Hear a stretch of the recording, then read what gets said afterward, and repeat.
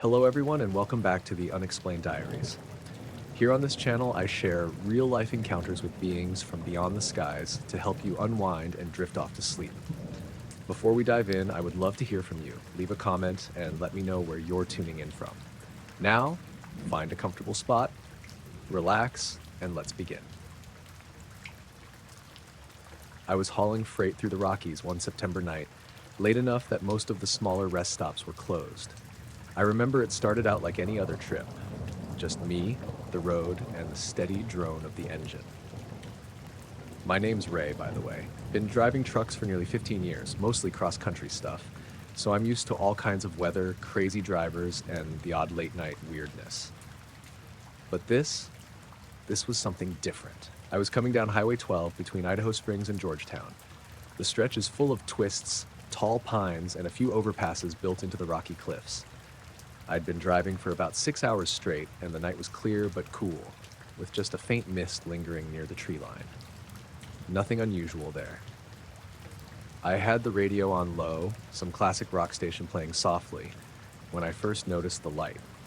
It was bright, pure white, no flicker or color shifts. Kind of like one of those handheld work lights, but bigger, and definitely not on the road or anything around it. At first, I figured it was a car or maybe some maintenance truck's floodlight in a clearing. But there was no sound, no movement, just this steady light hanging in the air, about 100 feet off the ground and a little to my right. I kept my eyes on it, mostly out of curiosity. It wasn't blinking like an aircraft light or anything. It just hovered, steady, following the path of the road. When I went under an overpass, the light disappeared like someone had switched it off instantly.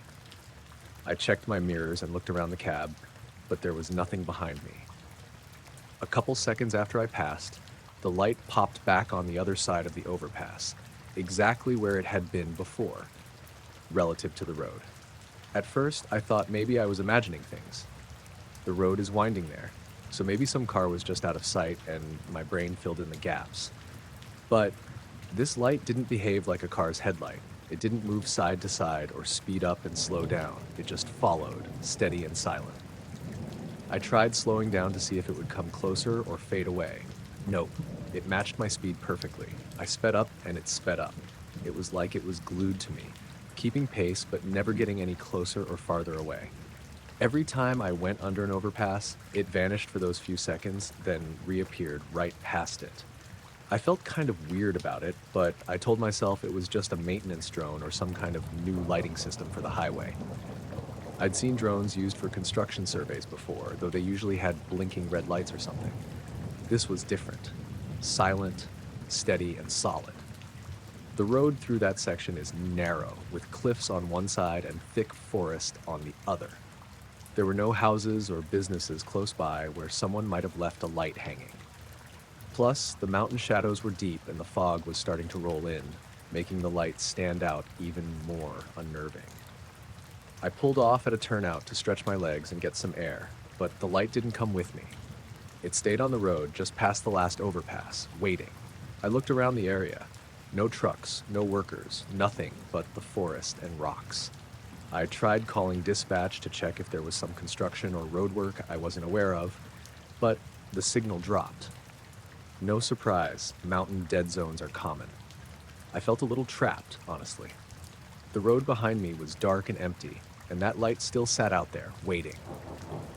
When I got back in the cab and started driving again, the light reappeared as soon as I crossed under the next overpass. It was closer now, maybe 50 feet off the ground, still hovering exactly where I could see it through the passenger window. It didn't look like it had any structure or shape, just a bright, smooth orb, pure white, no flicker or glow around it. Almost like a spotlight suspended in the air. The weirdest part was the silence. No hum or drone like a drone or helicopter, no buzzing or mechanical noise, just nothing. And the truck's engine was loud enough that I wasn't missing anything obvious. After that, I felt on edge. I kept glancing over, trying to catch a glimpse of something that might explain it. A shadow, a frame, a wire, but nothing, just that perfect circle of light. I kept driving slower, eyes darting between the road and the light. I felt like I was being watched or followed by something unseen. It's hard to explain. It wasn't a fear that made me slam on the brakes or swerve, just a deep, creeping unease. Like something didn't belong there and I wasn't supposed to see it. When I finally hit the outskirts of town, the light vanished once I crossed beneath the last overpass before the highway flattened out into normal streets and buildings. I stopped at a gas station, tried to tell the clerk what happened, but he just laughed it off and said I probably saw a drone or a reflection. I didn't push it. Everyone who drives these mountain roads probably has a story or two they don't mention. The rest of my trip was uneventful. I kept looking back in my mirrors but didn't see anything else. I figured I'd just chalk it up to fatigue or some kind of weird optical illusion. The next day, I looked online for any reports about strange lights or drone tests in the area. Nothing. No news. No social media chatter. Nothing. I even called the highway patrol. They said nothing was scheduled or reported for that stretch that night. I don't know what I saw. Whatever it was, it didn't make a sound or move like any machine I've ever known. It just stayed there, following me under the overpasses, then disappearing when the road hit it. Since then, I've been back on that route a few times, but the light never showed up again. It feels odd to say this, but I still think about it sometimes. That silent, steady white light, hanging just off the road, keeping pace with me like it was waiting or watching. And every time I drive through those overpasses in my head, I remember it blinking out just before I passed beneath, then popping back on right after. Nothing about it made sense. Nothing explained why it followed me or why it vanished under the overpasses. It was real, though, and I can't quite figure out why.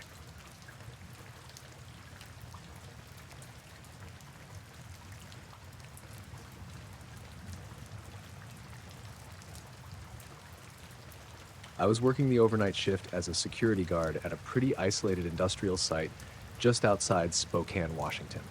The place was one of those big chemical plants, fenced off, surrounded by dense forest, and way too quiet at night. My job was mostly sitting in the control room, watching monitors, checking doors, and doing rounds every couple hours. Most nights it was boring as hell. This happened about 3 months ago, right as fall was settling in. The nights were cold, the air heavy with the smell of wet leaves and earth, and there was this fog that sometimes rolled in thick enough to blur the floodlights around the perimeter. I got to work around 10 p.m., clocked in, and settled down with my thermos of black coffee. The place was mostly silent, except for the hum of machinery and the occasional creak of metal in the cool air. At around 3 a.m., my eyes were starting to get heavy. I was scrolling through the camera feeds, half listening to the radio chatter from the maintenance crew, when something caught my eye.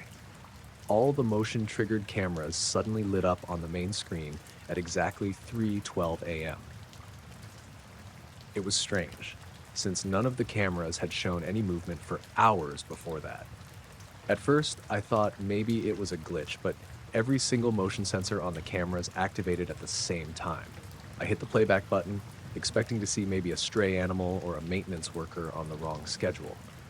But the footage was just static. Pure white noise. No blurry shapes, no shadows, just static. I refreshed the feed a few times, checked the system logs, but everything said the sensors triggered and the cameras tried to record, but somehow the images weren't coming through. I tried switching cameras, looking at different angles, but all the motion-activated feeds showed the same static. The timestamp stayed the same, 3:12 a.m. No signs of anyone or anything moving around. I called my supervisor to report it, but he said it was probably a technical error and to keep an eye on it. I wasn't convinced. Later, I decided to go do a physical check. I grabbed my flashlight and headed out into the foggy night. The cold air was thick, and the beams from my flashlight barely cut through the mist. I walked the perimeter slowly, ears straining for any sound other than my footsteps and the distant hum of the plant.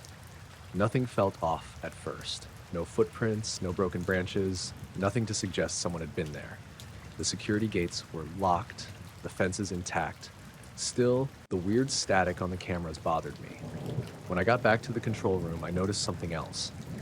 The digital clock on the wall was flickering, the seconds jumping erratically between 3:11 and 3:13. The monitors had a subtle, almost imperceptible shimmer, like the screens were struggling to maintain the image. I rubbed my eyes and rebooted the system. After a few minutes, the cameras came back online normally. No more static, no more flickering. But the feeling in the room had shifted. The quiet was heavier, like the fog had followed me inside. I stayed up the rest of the shift, watching the feeds closely, but nothing unusual happened again. The next day, I asked around, and no one else on staff had noticed anything strange on their shifts.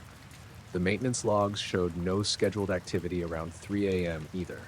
It was like the whole thing happened in a vacuum. Over the following weeks, I kept checking the cameras at 3:12 a.m.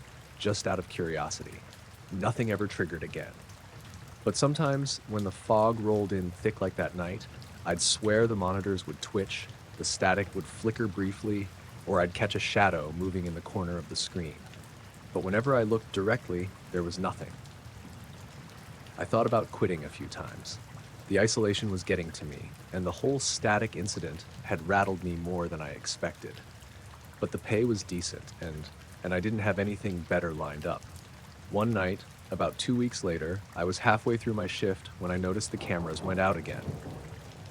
But this time, it was different. The whole system went dark for a solid 10 seconds, then flickered back to life. When the feeds returned, the motion-triggered cameras were off again. No static, just blank black screens. I felt the same hollow in my chest I'd had before. I ran outside again, flashlight in hand, heart pounding a little faster. The fog had rolled in heavier than ever, and I could barely see past the fence line. I stayed for nearly an hour, scanning the woods with my light. No sounds, no movement, just the thick silence pressing in. When I got back inside, I found my coffee cup on the desk, but it wasn't the one I'd brought. It was an old, chipped mug with a faded logo I didn't recognize. I know I hadn't left it there before. I asked Dan, the day guard, if he'd been in the control room or brought in new mugs. He looked at me like I was crazy and said no. I didn't touch it. I just dumped it out and wiped down the desk. Still, it felt like something was watching me through the cameras, even though the screens showed nothing. After that, the weird stuff kept happening. The clock would blink, screens would freeze for a second. The static would appear and disappear. The fog outside seemed to grow thicker and closer every night, as if it was creeping in. One night, near the end of my shift, I swear I heard muffled voices coming through the radio. Soft talking, like people whispering just beyond comprehension. I called out on the channel, but no one answered. The static on the radio was thicker than usual, and then the system cut out. I double-checked the radio, found nothing wrong. Dan said he heard nothing on his shift. The whole thing played on my mind for weeks. I kept going back over the footage, the logs, the systems. Nothing explained what I saw or heard. It was like there was something there, something just out of reach, hidden in the gaps of the cameras and the fog. I don't know what it was, maybe a system malfunction or maybe something else. But the cameras, they never showed anything but static when they were supposed to capture movement at 3:12 a.m. And sometimes, late at night, when the fog settles thick around the plant, I swear I'm not really alone out here.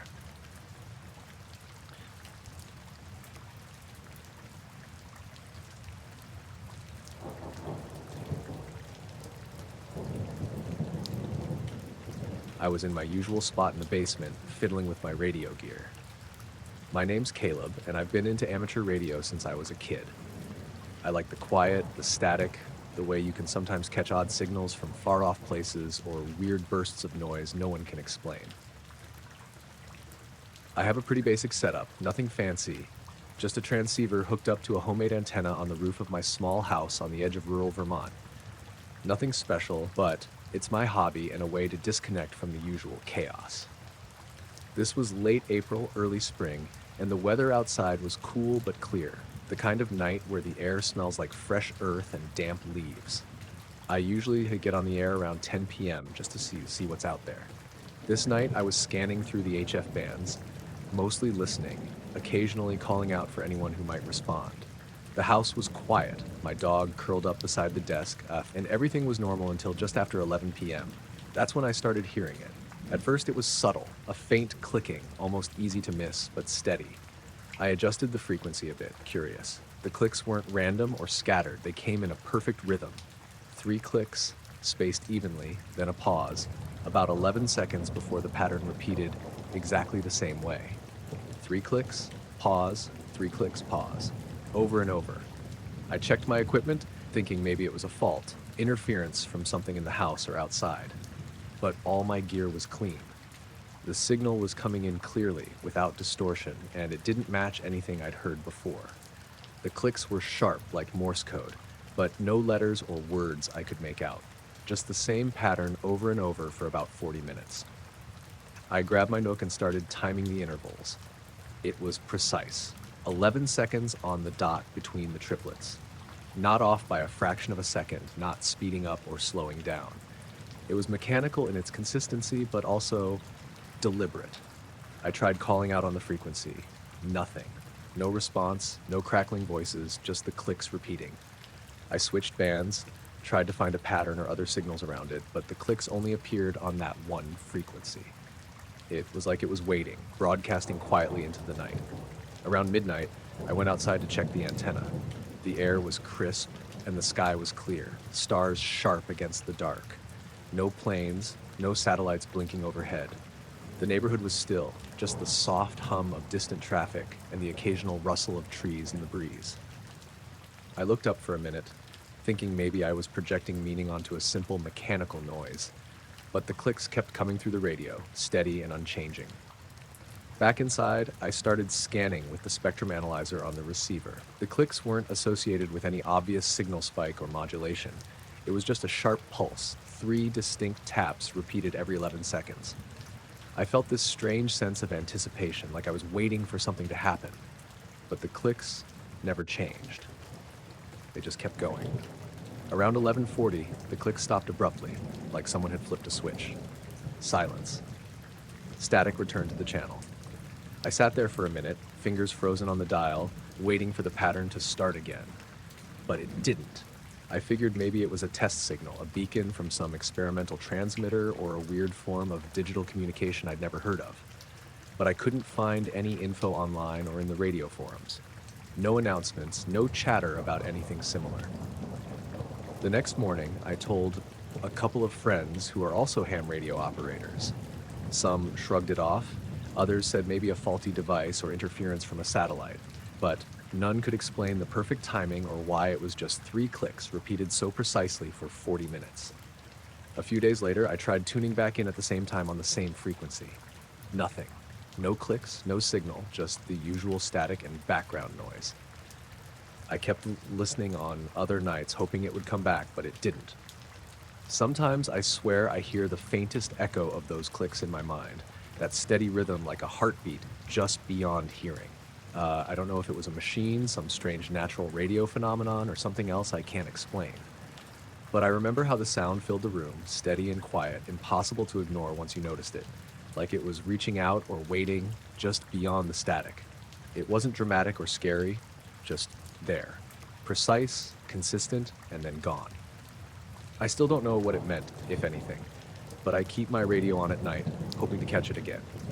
Maybe someday it'll return.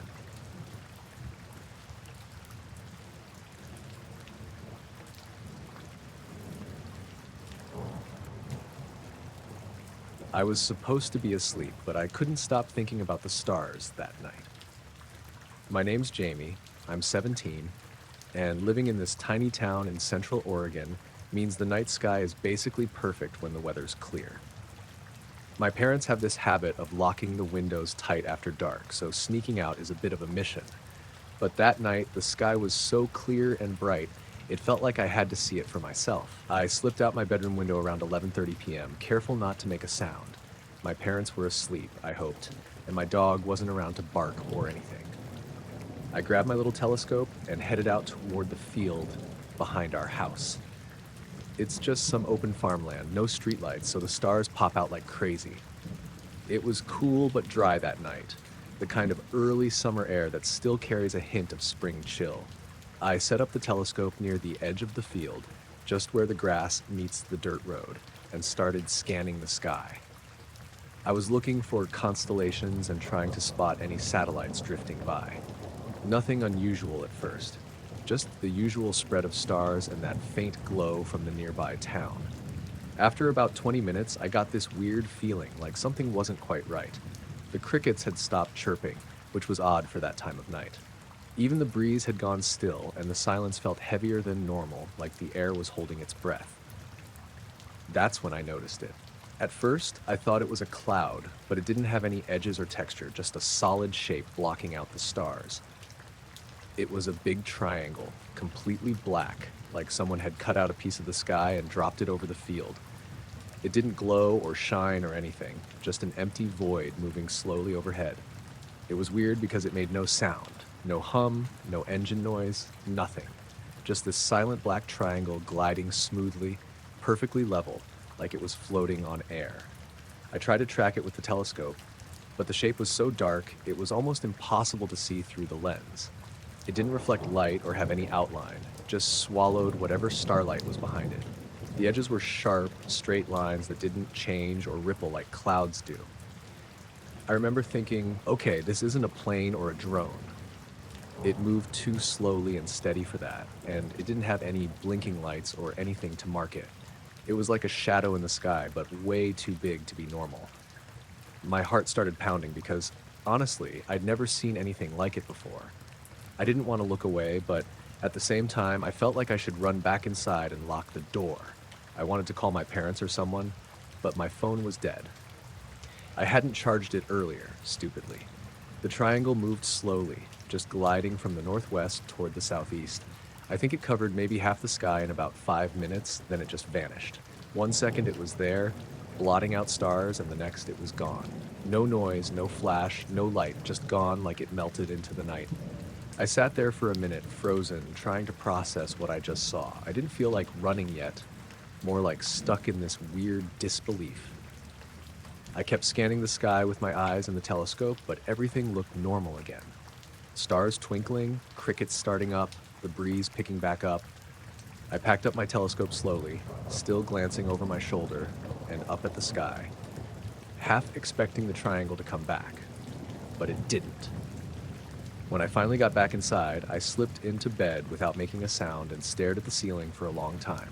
I wondered if I imagined it or if it was some kind of trick with my eyes, but the shape was too solid, too big to be a hallucination. It just felt like something was watching or waiting up there, something that didn't want to be seen, but was definitely there. I never told anyone because who would believe me? My friends just talk about the usual stuff, parties, sports, or whatever's trending online, but I kept looking up at the sky every night after that, hoping maybe it would show up again or at least give me some kind of answer. Nothing else ever happened. No strange lights, no weird noises, just that one black shape, silent and still, moving slowly across the stars and disappearing like it never existed. Sometimes I wonder if it was just some secret military thing or a weird weather phenomenon I didn't understand. But no matter what, it's stuck in my head, like a black hole where the stars used to be, moving silently and making me feel like the night isn't quite as empty as I thought.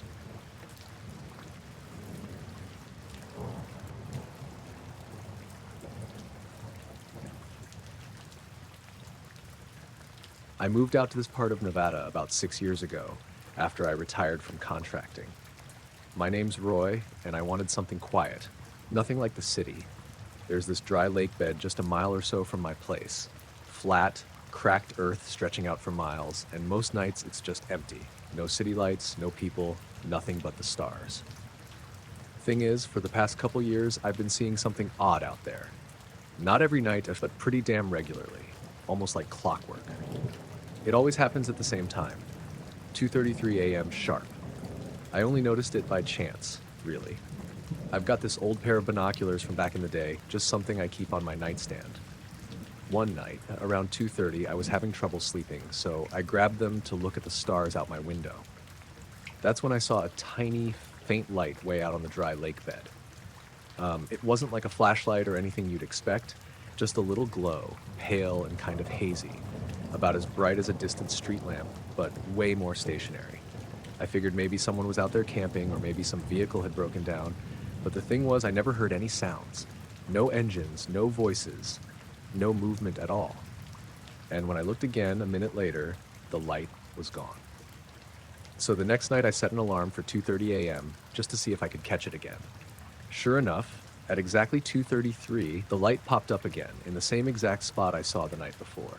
Through the binoculars, I could see it was barely more than a pinprick of pale light hovering just above the cracked ground. It didn't flicker or move, just stayed still like a distant star dropped down on the earth. I stared at it for about 10 minutes that night, but nothing else happened. It never got brighter or changed shape. Then it just vanished, like someone switched it off. After a few nights of this, I started keeping a log. Every night I'd set my alarm, grab the binoculars, and watch. Sometimes it appeared, sometimes it didn't.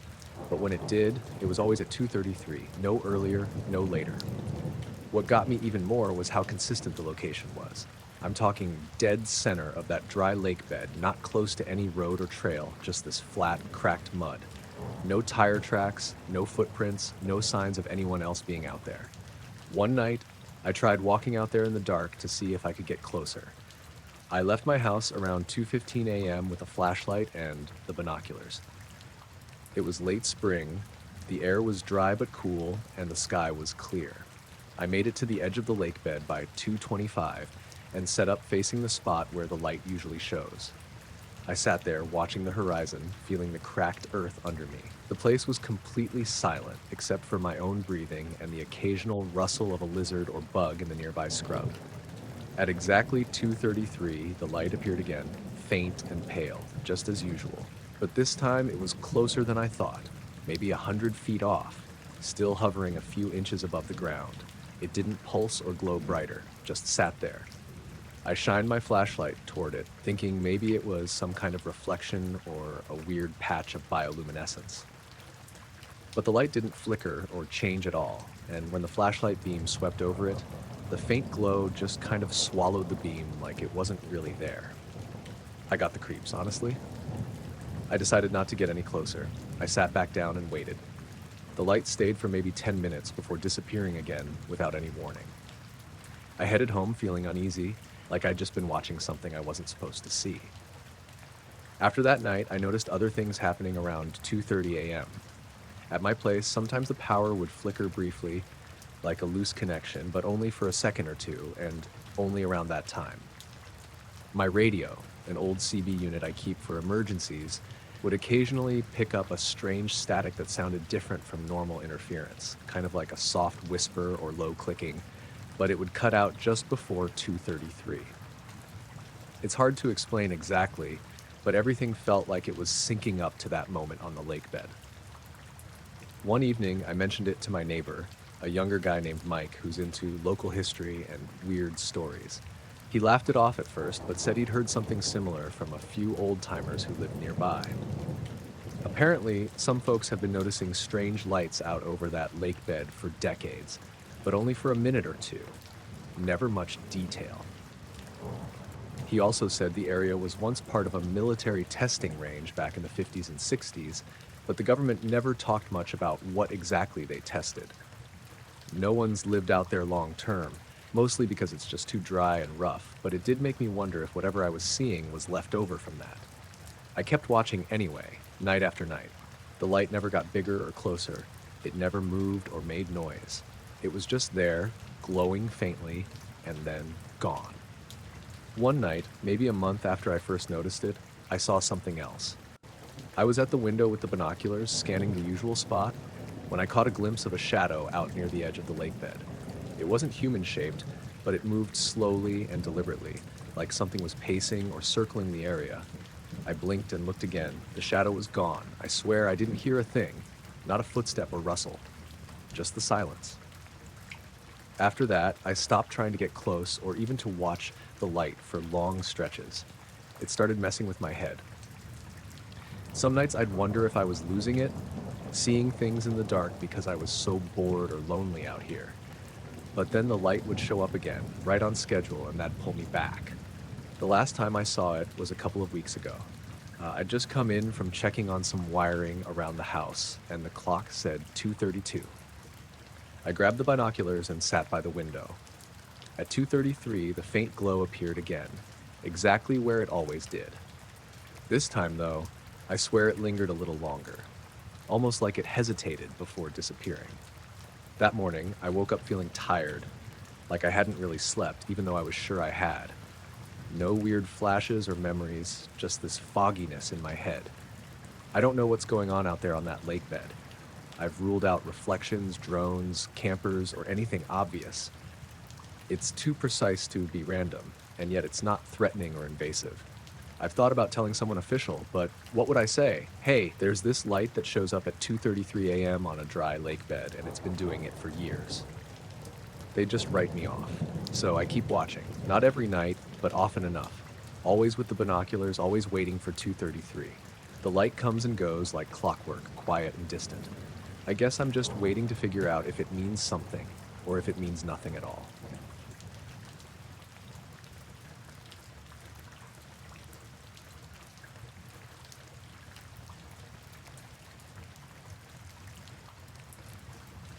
I was out walking my dog Milo just before dawn one Saturday morning. It was late October in rural Vermont, and the sky was still that deep gray blue you get before sunrise, with a thin fog hanging low over the fields. The air was cool and damp, the kind that seeps into your bones if you're not wearing a jacket. Milo and I usually took the same route, down the lane behind our house, past the old Miller farm, and then through the open field that stretched between the road and the edge of the woods. The farm had been abandoned for years, and the fields were starting to grow wild. But it was one of Milo's favorite spots because he could run without the leash. That morning, everything felt normal at first. I threw his ball a few times, and he chased it happily through the dew-covered grass. The fog was thick enough that the distant tree line was blurry, and the horizon looked like it just disappeared into the mist. As Milo was sniffing near the fence that separates the field from the neighboring property, I noticed something strange. A shape was hovering maybe 100 yards away, just over the middle of the field. It wasn't moving, just there, floating, maybe 6 or 7 feet above the ground. At first, I thought it was one of those weather balloons or some kind of farm equipment left hanging on wires or something, but it didn't look like anything I'd seen before. The shape was sort of oval, kind of like an old metal canister, but bigger, about the size of a small car. Its surface was reflective, almost mirror-like, but it didn't gleam with sunlight or reflect the foggy sky in the way normal metal would. It looked dull, but shiny at the same time, like it was coated in some weird matte chrome. Milo suddenly stopped and sat down beside me. Usually, he'd be dragging me forward at this point, eager to explore or chase birds.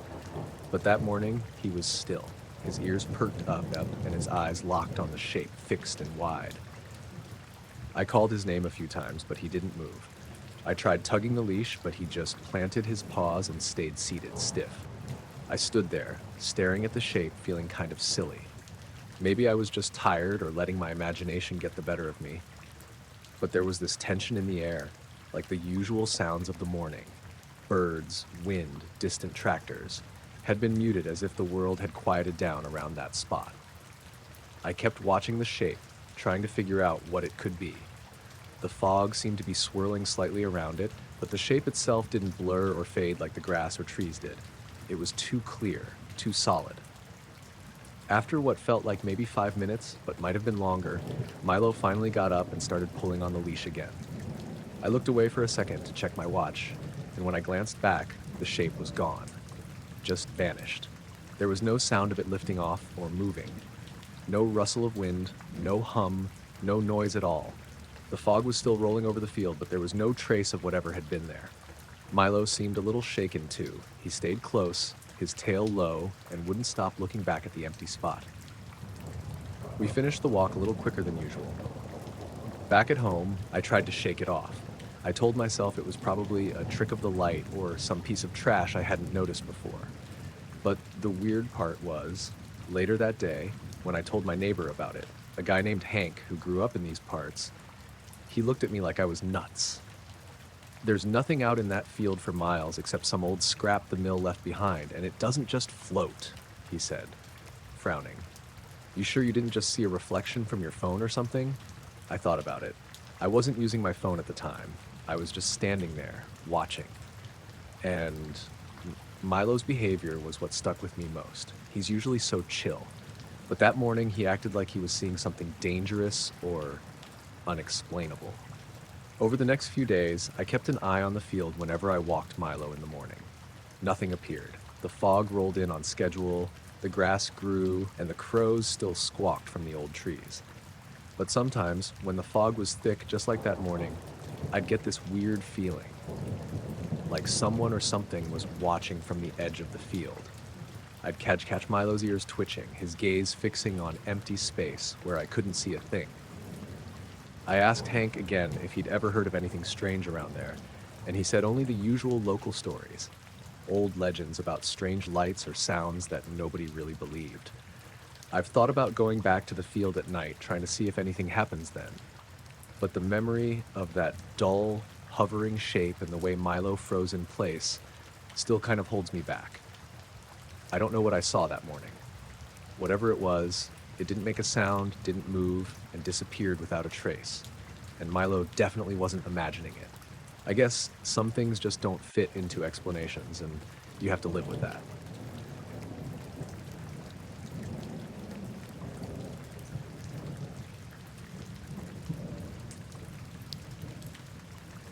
I was working as a park ranger at Mount Pisgah State Park, up in Oregon during the summer of 2019. I'd been on the job for about a year, mostly doing patrols, maintenance checks, and the occasional guided hike. Nothing too wild, just the usual forest stuff. But one morning, something happened that I still can't figure out. It was early July, maybe around 5 a.m., and I'd gotten called out by the supervisor to check on something reported in a restricted area of the park. The area was mostly off limits because of some fragile nesting bird species and the risk of erosion. The main trail ended about half a mile from where I was headed, so I had to take one of the old service roads through thick forest to get there. The morning was foggy, thick enough that you could barely see 20 feet in front of you. The air was damp and smelled like wet pine needles and earth. I had my standard gear, boots, radio, flashlight, and my notebook. The radio was dead silent except for the usual morning check-ins. No other rangers were on duty in the area at that time. After hiking through a patch of fir and cedar, I came to a small clearing that wasn't marked on the map. That's when I saw it. Right in the middle of the clearing was a perfect circle of grass, about 10 feet across, that was completely scorched.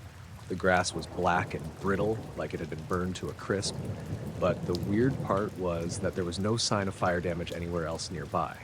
The trees and shrubs around the circle looked untouched. No singed bark or leaves. No smell of smoke either, which didn't make sense given how dry the grass looked. I knelt down and touched the edges of the circle. The soil underneath was dry and cracked, but not like it had been recently scorched. Almost like the grass had been burned, but the fire never touched the dirt below. I circled the clearing slowly, looking for any signs of human activity. Cigarette butts, campfires, footprints, nothing. The ground around it was undisturbed, no signs of people walking through. I radioed in the location to dispatch, described what I was seeing, and asked if any controlled burns had been scheduled in that area. The reply was no. The park had been quiet, no reports of fires or anything unusual. They told me to take pictures and keep an eye out for anything else odd. I took a few photos with my phone, but the fog made everything look kind of washed out. Still, the circle was perfectly round, like someone had traced it with a giant stencil and then just burned the grass inside. It didn't look natural. I stayed there for about 20 minutes, checking the perimeter. The longer I stood in the clearing, the more unsettled I felt. It was quiet, too quiet. No birds singing, no insects buzzing. Normally, in the early morning, the forest is alive with sound, but here, there was nothing. Even the wind seemed to stop.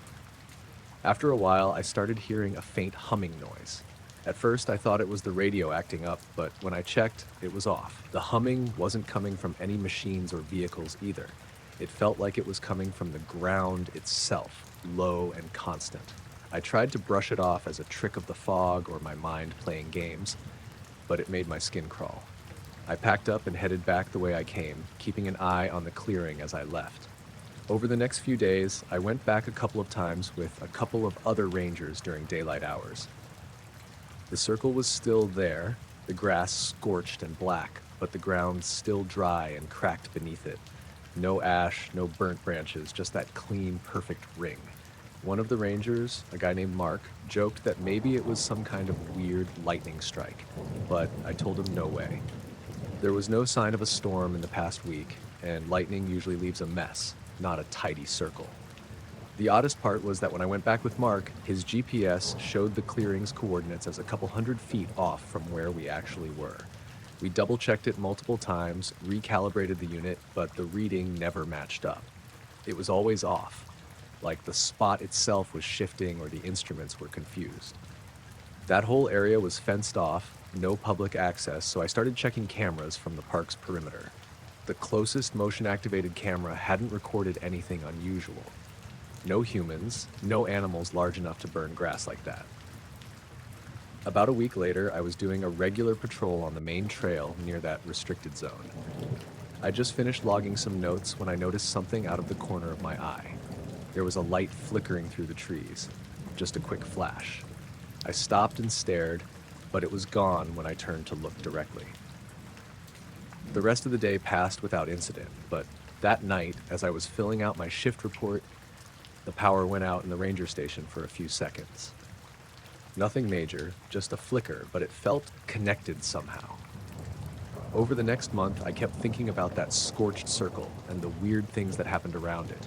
The silence, the humming, the off GPS readings, the flickering lights. I even went out there once or twice by myself, but the clearing always felt different depending on the time of day. Sometimes the fog would roll in thick, other times it was clear, but the circle was always there, perfect and scorched. No one else seemed to care or notice, and the park management just told me to keep an eye on it and report any changes. I never smelled smoke, never heard a crackle or pop like a fire. The grass was burned, but didn't behave like it had been exposed to flames in a normal way. I thought maybe it was some kind of chemical spill, but the soil tests came back clean. I couldn't figure it out. Eventually, I stopped bringing it up at work. It made me feel uneasy, like I was looking at something I wasn't supposed to see. Now, every time I drive past that section of the park, I glance toward the trees, wondering if that circle is still there, or if it's moved, or if it's waiting for something else to happen. I don't have any answers. Just that scorched patch, perfect and strange, sitting silent among the trees.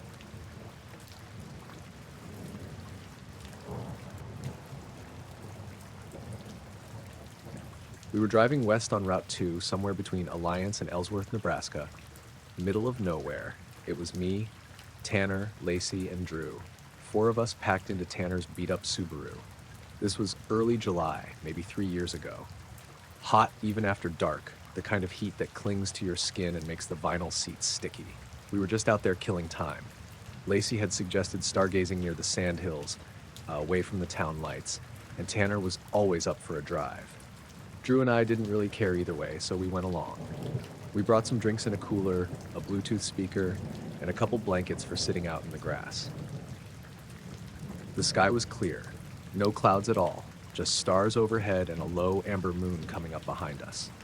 You could see the road stretch for miles, no headlights in front or behind. We'd been driving for about an hour when we first saw the lights. It started subtle.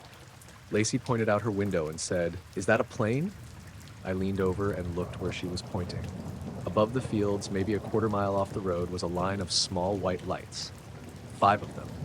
They were in a perfectly straight row, evenly spaced, horizontal and low, maybe 100 feet off the ground. Drew leaned forward from the back seat.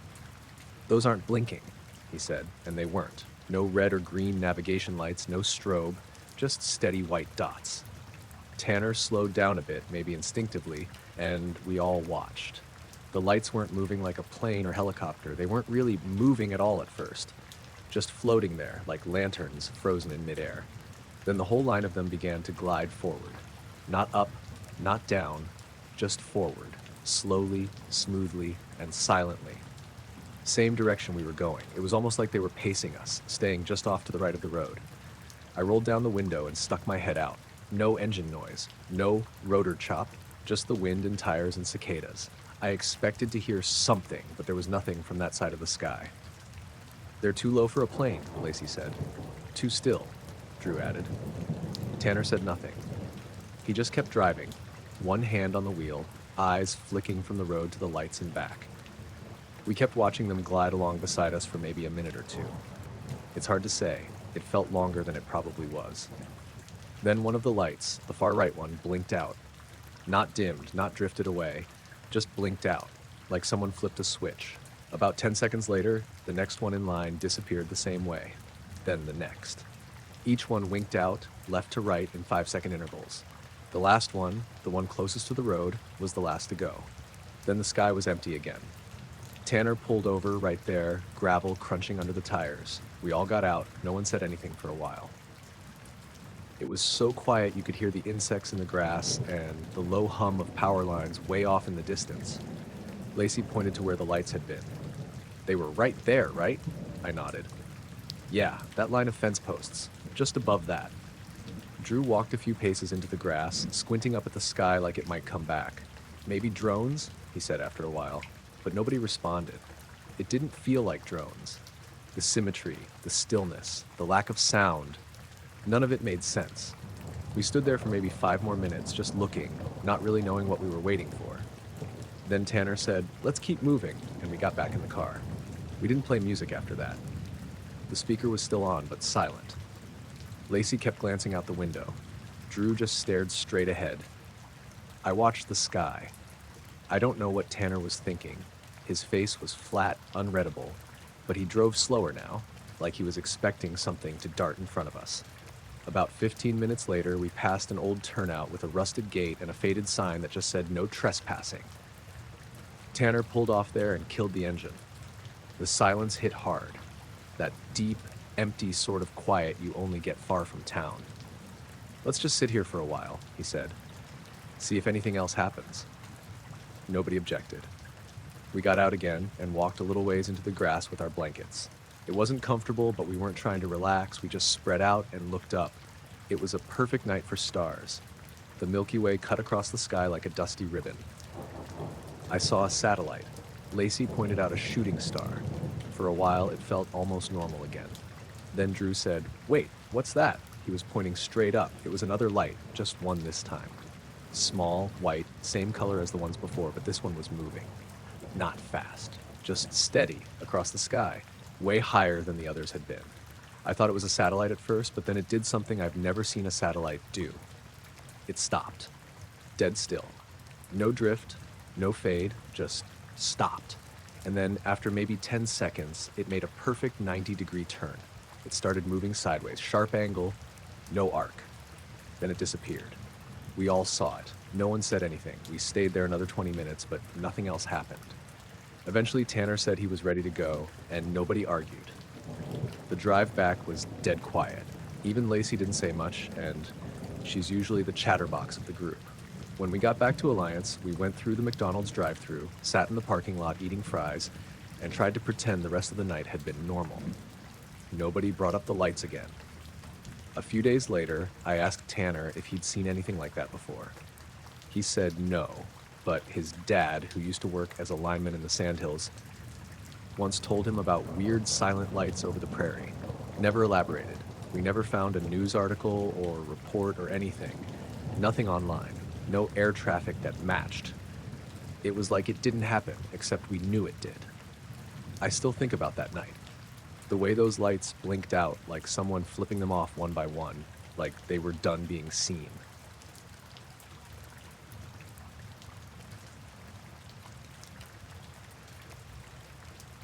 I was working swing shift at Epley Airfield in Omaha back in late October of 2019.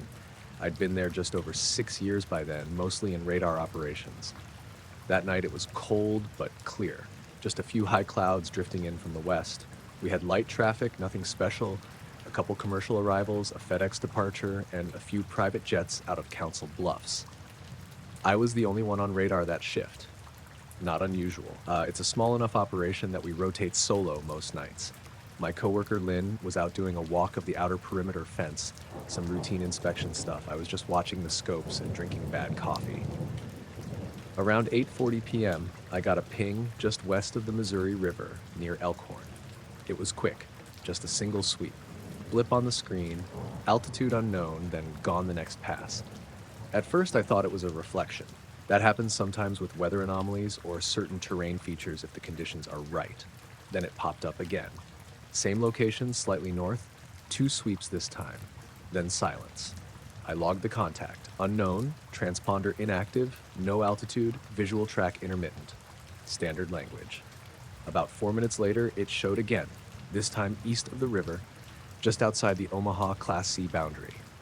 The distance it would have had to travel in that time was not impossible, but fast, like fighter jet fast, and still no transponder code. I tried calling it out on 112.1.5, the emergency frequency, just in case. Unknown aircraft, Omaha approach radar, you are not squawking, say intentions, that sort of thing. Got nothing back. I glanced at the weather radar overlay. No storm cells, no returns, just clean, dry air. After that, it got weird. From about 8:50 to 9:07, this object, or whatever it was, showed up 7 different times on my scope. Never in the same place twice, north of the airport, then south, then out toward Bellevue, once over the river again. Each appearance was maybe a second or 2 long, then gone. The speed between points made no sense. Some of the distances were over 20 miles apart, and it was covering them in under 10 seconds with 0 altitude data, no ID, no squawk, nothing, just these flickering blips. I started screen recording at that point. We're not technically supposed to, but it's not unheard of when something's acting out of the norm. Around 9:10, I called up to the supervisor desk. A guy named Daryl was on duty that night, older guy, ex-Air Force. I told him I had intermittent radar contact with something unidentifiable, non-transponding, moving erratically. There was a long pause on the line. Then he said, "How long you been watching it?" I told him about 30 minutes. He just said, "Okay, keep logging, no further action." I asked if he wanted me to notify Offutt Air Force Base. He said, "Nope, they'll see it if they need to." I didn't like that answer. Felt rehearsed, like he'd said it before. The object didn't reappear after 9:12. Nothing else on scope for nearly an hour. I kept scanning, ran diagnostics on my system, checked antenna status, everything was green. Around 10:30, Lynn came back from her walk, and I told her about it. She just kind of blinked at me and said, "Was it the river again?" I said, "No, it was all over the place." Then she got quiet. After a minute, she said, "We get stuff like that maybe once or twice a year. They tell us not to chase it." That hit weird. I asked her what she meant by they, and she just shrugged. Supervisors, FAA guys, sometimes military, doesn't matter. I finished my shift at midnight. When I got home, I loaded the screen recording onto a USB. It was 24 minutes long, but most of it was dead air. The object only showed up in maybe 6 or 7 brief moments. I watched those moments over and over. The track lines were jagged and inconsistent, almost like it was skipping. The radar system isn't built to track fast-moving targets at those angles, but even so, it shouldn't have been able to do what it did. At one point, it jumped from over Fort Calhoun to east of Papillion in the span of maybe 5 seconds. That's nearly 30 miles. The next night, I came in early and went to check the logbook. My entry from the previous shift had been removed. Just gone. I write in blue ink. The rest of the page was in black. Mine wasn't there. I asked Daryl about it. He said I must have forgotten to write it down. When I told him I had, he just looked at me for a second and said, "Then maybe the page got torn. Happens."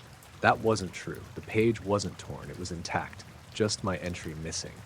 That same night, our radar system was rebooted at 2 a.m., which is rare unless there's a firmware update or a fault. I checked the update log. No update was pushed. After that, nothing else happened. No new blips, no odd readings. Everything went back to normal. I still have the screen recording. I've watched it 100 times. The blips don't follow any standard flight pattern. They don't even curve. They just jump, jump, point to point, clean, like skipping a stone across the surface of the screen. Whatever it was, it didn't belong in our airspace, and it didn't act like anything I've ever tracked.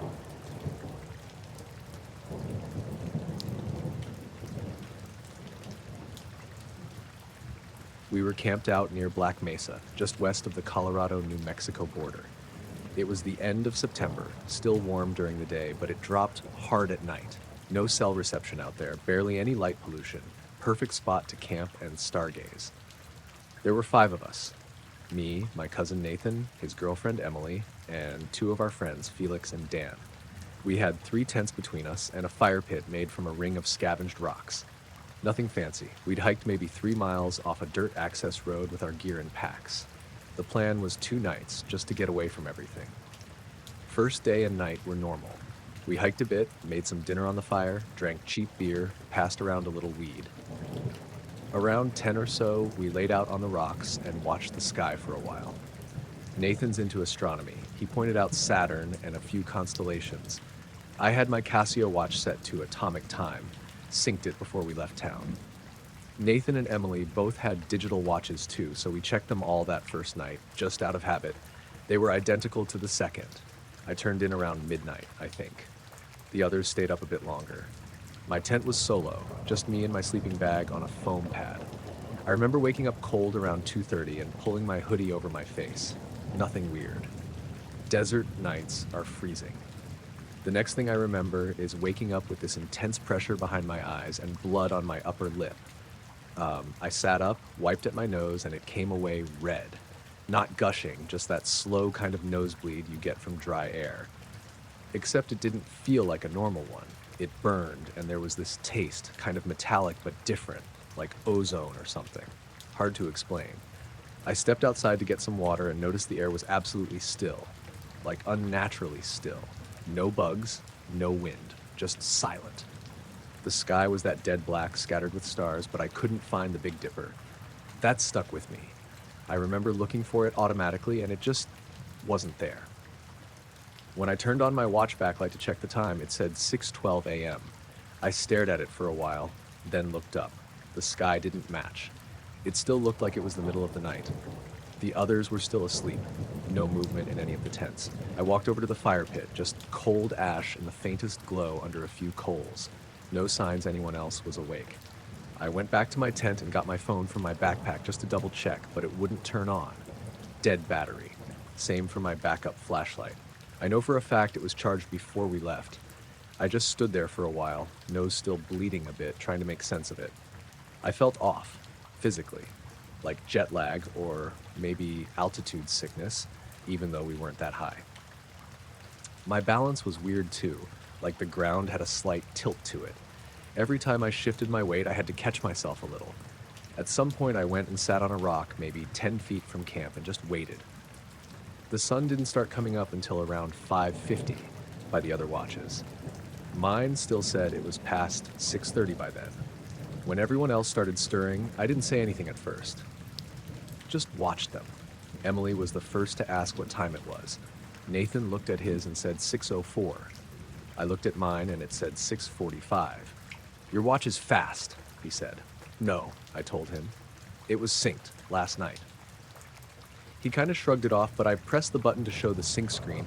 It still said it had successfully updated the time before we left. There's no signal out there, so it wouldn't have changed on its own. Nathan figured I must have bumped something or hit the wrong button while I slept. But I've worn that watch for years. I know how it works. It doesn't just shift forward 41 minutes on its own. I asked if anyone else had weird dreams or anything, but nobody had. Dan said he slept like a rock. Felix complained that his head hurt a little, but figured it was from the whiskey. I finally mentioned the nosebleed and the time thing, and they just kind of shrugged it off. Dry air, too much campfire smoke, stuff like that. But I knew it wasn't that. I've had desert nosebleeds. This felt different. I tried to drop it, but it kept eating at me. The rest of the day was off. Not in any big way, just small stuff. Birds that didn't make noise. A dead rabbit we found that didn't look right somehow. No bugs around it, no smell. That second night, I didn't sleep much. I stayed outside my tent with a headlamp on and my camera set up on a tripod. It has a time-lapse setting, so I ran a sequence from 1 a.m. to 4. I didn't see anything with my own eyes, but the camera snapped something weird. It was a frame at 3:17. The stars are all sharp and still, but there's this faint blur across the middle of the shot, like a smear of light, almost too faint to notice. Just a pale line, perfectly horizontal. It's not a plane trail, not a satellite. No flaring, no direction, just a soft line. The next shot, taken 30 seconds later, it's gone. Sky back to normal. I showed Nathan the photo the next morning, but he thought it was a lens flare. I didn't argue, just packed up my gear and helped break camp. When we got back to the cars, I synced my watch again using the app on my phone. It jumped back exactly 41 minutes. Not 40, not 42. 41. I've never figured that part out.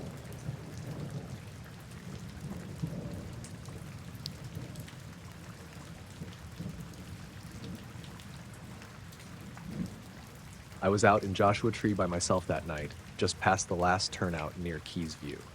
Not at the main overlook, but farther down, closer to the big granite boulders.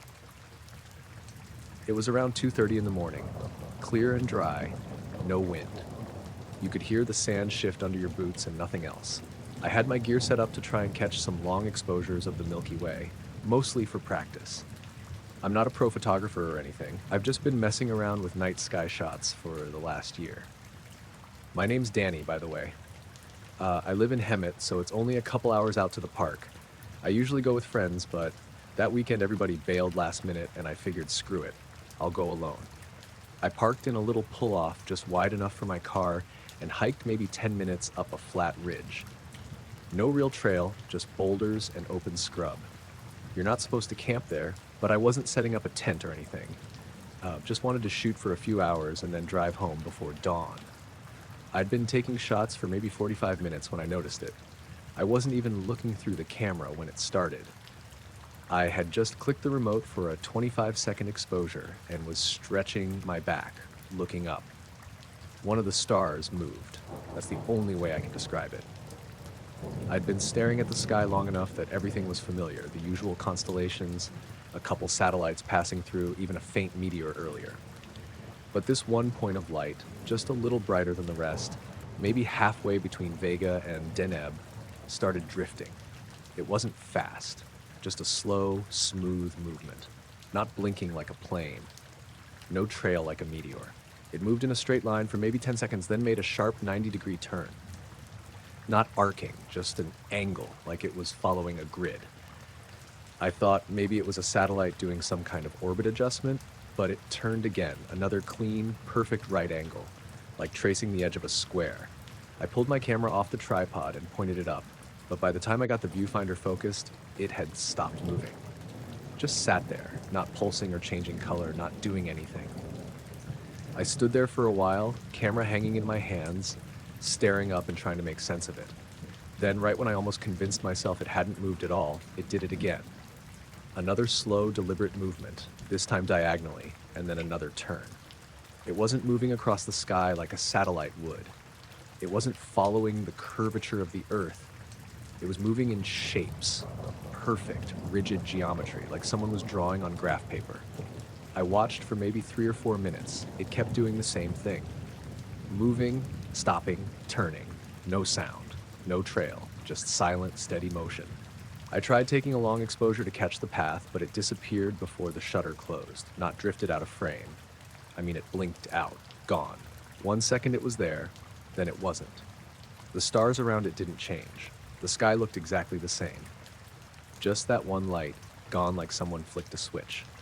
I stood there in the dark with my camera pressed to my chest, not moving, not breathing much. I didn't feel scared yet, exactly. Just weirdly disconnected, like when you walk into a room and forget why, or when a noise stops and you suddenly notice how quiet everything is. I decided to take a break and go sit on a nearby boulder. I pulled out a water bottle and checked my phone. No signal, which I expected. The time said 3:19 a.m. I only noticed that because when I checked again later, it said 3:21, but it felt like I'd been sitting there a lot longer. I know the desert messes with your sense of time. I know you can zone out without realizing it, but I swear I was only sitting there for a minute or two. When I stood up again and looked back at the sky, I couldn't find the spot where the light had been. I mean, I knew the general area. It was in the summer triangle, but none of the stars looked right anymore, like one was missing or shifted. I took a few more pictures, but I wasn't really feeling it anymore. Something felt wrong, like the whole place had gotten too still. As I packed up my gear, I noticed something else. Off to the north, way out past the park boundary, there was a single light hovering low above the horizon. I assumed it was a plane at first, but it wasn't moving, and it didn't have any red or green strobes, just a soft white glow, steady. I stood by my car and watched it for a few minutes. It didn't move. It didn't change brightness. It just sat there. I got in the car and turned on the engine. The light stayed exactly where it was. When I started driving back toward the main road, I checked the rear view every few seconds. The light was still there. Not following, not getting closer, just present. I didn't see it again once I got past the bend in the road near Ryan Mountain. Just trees and rocks and darkness after that. I didn't tell anyone for a couple days. Not because I was scared they wouldn't believe me. I didn't even know what I'd be asking them to believe. I showed the photos to a coworker later that week, just the long exposures. Nothing weird in them. No trails, no bright spots, just clean star fields. But I know what I saw. I know how that one star moved. Slow, deliberate, like it was being guided by something that didn't care if it made sense to us. And I haven't been back out there since.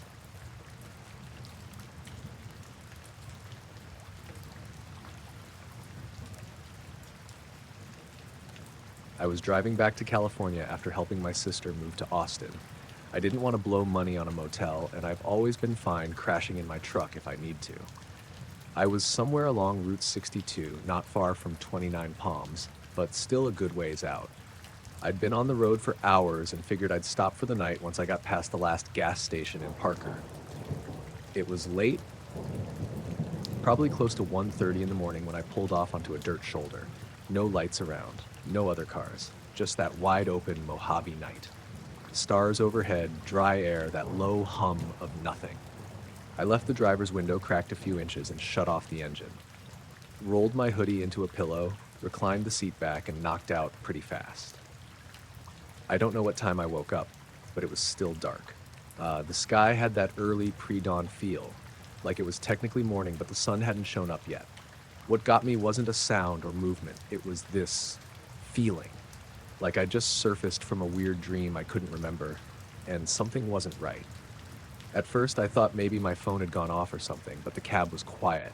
No buzzing, no headlights, no passing cars. I sat up a little and looked around. That's when I noticed all the windows were fogged, every single one of them. Front windshield, side windows, even the tiny triangle in the back. But it wasn't the kind of fog you get from breathing in a closed car. It was thick and smeared, like someone had taken a wet rag and wiped every window from the outside. I blinked a few times and just stared at it, trying to process. The air outside was dry as bone when I'd parked. No humidity, no dew, no condensation. It didn't make any sense. I leaned forward and wiped a spot on the inside of the windshield with my sleeve. Clear. The fog wasn't inside, it was all on the outside. That put a weird pit in my stomach. I reached for the dome light, but hesitated. Something about flipping it on felt wrong, like I didn't want to see what might be outside. I stayed still and kept quiet, listening. The only sound was the ticking of the cooling engine. Not even wind, just silence. I finally cracked the door open, slow. The air hit me right away, cold and dry. Definitely not damp enough for that kind of condensation. I stepped out and closed the door gently behind me. The ground was hard-packed dirt and gravel, not a trace of moisture anywhere. I walked a slow circle around the truck, checking the windows. The fogging was even, smudged like it had been wiped with cloth or a hand, long swipes in wide arcs. Some spots had streaks, like fingers had dragged across them. Not like a person trying to look in, more like someone trying to clean them. That's what it looked like someone had tried to clean the windows from the outside in the middle of the night, in the middle of the desert. I crouched down and looked under the truck. Nothing there. No footprints, no marks in the dirt. I don't know what I was expecting, but it felt too quiet, too still. I climbed back in and locked the doors. The smell in the truck seemed different then, too. Not bad, just off. Like old copper or ozone, faint but there. I didn't remember it when I fell asleep. I kept glancing at the rearview mirror, half expecting to see movement behind me. But the road was empty. I turned the key and the truck started up fine. Headlights lit up the dirt and low shrubs ahead. I put it in drive and pulled back onto the road without really thinking about it. I drove for about 5 minutes before I noticed something else. The radio display had reset, time, presets, everything. Like the battery had been disconnected. I hadn't touched it. I checked my phone next. The clock was weird. It said 5:42 a.m., but the sky didn't look right for that. I mean, it was still dark, like before dawn dark, not the early light kind of 5:42. I figured maybe I just lost track of time or the mountains were blocking the sun, but it didn't sit right.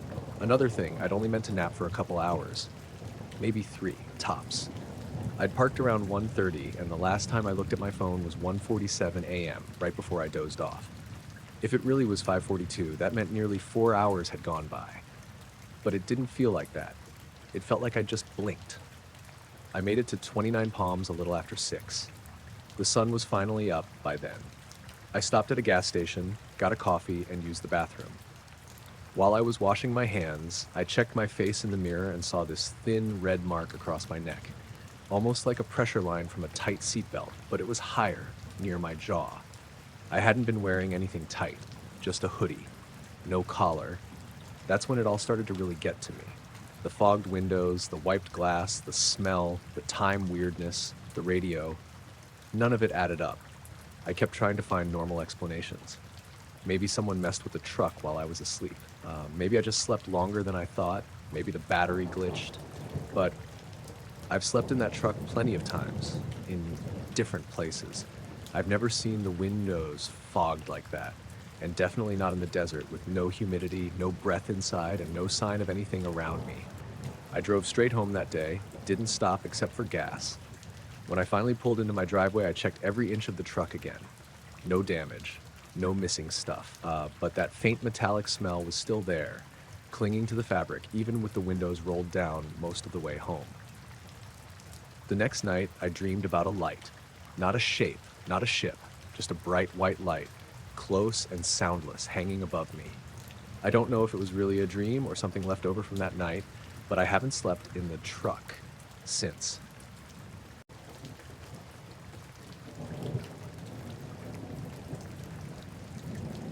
It was late September, and my buddy Carl and I had gone out to Goose Hollow Lake for some night fishing. That's up in northeastern Pennsylvania. Real quiet, not a lot of people. Carl's got a little aluminum boat with an electric trolling motor, and we'd taken it out to this cove on the north end of the lake. It's shallow there, lots of lily pads and deadfall, good for bass. The sun had gone down around 7:15, and by 8 hood, it was fully dark. No wind, just dead calm. Water was glassy, sky was clear, stars out, and the whole lake was still. We were both sitting on the bench seats, not saying much, just tossing lines and sipping warm beer. I remember it was unusually warm that night. Still in the low 70s even after sunset. No bugs either, which was odd. Usually up there you'd be swatting mosquitoes non-stop, especially near the water. But it was just quiet. No bugs, no frogs, no fish jumping. I only noticed how quiet it was once Carl mentioned it. "You hear that?" he said. I looked over. "What?" He sort of gestured around. "Exactly." It was like everything had muted at once. Even our voices felt too loud. The water lapped against the side of the boat, but there was nothing else. No crickets, no distant trucks. Just that dead silence. We sat still for a while, both listening. I don't know how long we were like that, maybe 5 or 10 minutes, when we saw this light through the trees on the east side of the lake. It wasn't bright, kind of a dull amber color, almost like a street lamp, but it was moving slowly above the tree line, gliding left to right. No strobing, no blinking, just this steady, quiet glide. I thought it might be a drone at first. Plenty of people fly them around, but it didn't have that high-pitched hum. It didn't make any noise at all. And it wasn't zigzagging or adjusting, just one smooth path like it was on rails. Carl stood up real slow and put his hand on my shoulder. He was squinting toward it. "You seeing that?" he asked. I nodded. We watched it for maybe 15-20 seconds, just drifting across the treetops. Then it dipped behind the trees and disappeared. We both kept looking, expecting it to pop up again. Instead, it reappeared directly across the lake, on the west side now, maybe 2-3 seconds later. Same height, same amber glow, same silent glide. But there's no way something could have gotten across that fast. It would have had to cross about a mile of water and dense forest instantly. No sound, no flash. Just there, then not, then there again. Carl sat back down real slowly and just stared at it. "What the hell is that?" I didn't answer. I didn't know what to say. We watched it for another minute or so. It moved slower this time, like it was scanning something. Then it stopped, just hung there, completely still above the trees. I remember thinking how unnatural that looked. No sway, no drift, just locked in place like it had frozen. Then it blinked out, not like it flew away, not like it dimmed. 1 second it was there, the next it was gone. No trail, no noise, just gone. We sat in the boat for a long time after that, neither of us saying anything. Eventually, Carl reeled in his line and said we should head back. I agreed. The weird part was, when we turned on the headlamp, we realized our watches were off. Mine said 9:22, Carl's said 10:03. I checked my phone. It said 10:39. We'd only brought 3 beers each, and we weren't drunk. The trolling motor was still running fine, and we'd only planned to stay out until 10. But somehow 2 hours had passed, and neither of us remembered that much time going by. On the way back to the dock, I kept glancing behind us, half expecting to see the light again. But the lake stayed dark. Still no bugs, still no sound. When we got to shore, everything looked normal. Truck was there, gear was dry, keys were in my pocket, but the truck clock was off too. It said 12:12, which didn't line up with anything. We didn't talk much driving home. Carl looked pale, and I think we were both trying to convince ourselves it was nothing. Just a weird light. Could have been a drone, could have been anything. But that silence, how dead the lake went right before it showed up, that's what stuck with me. That and the time. A few days later, Carl told me he tried to go back out there during the day and got turned around trying to find the cove. He said the GPS on his phone wouldn't settle, kept jumping around, and his compass app spun in slow circles no matter which way he pointed it. I haven't been back to that lake since.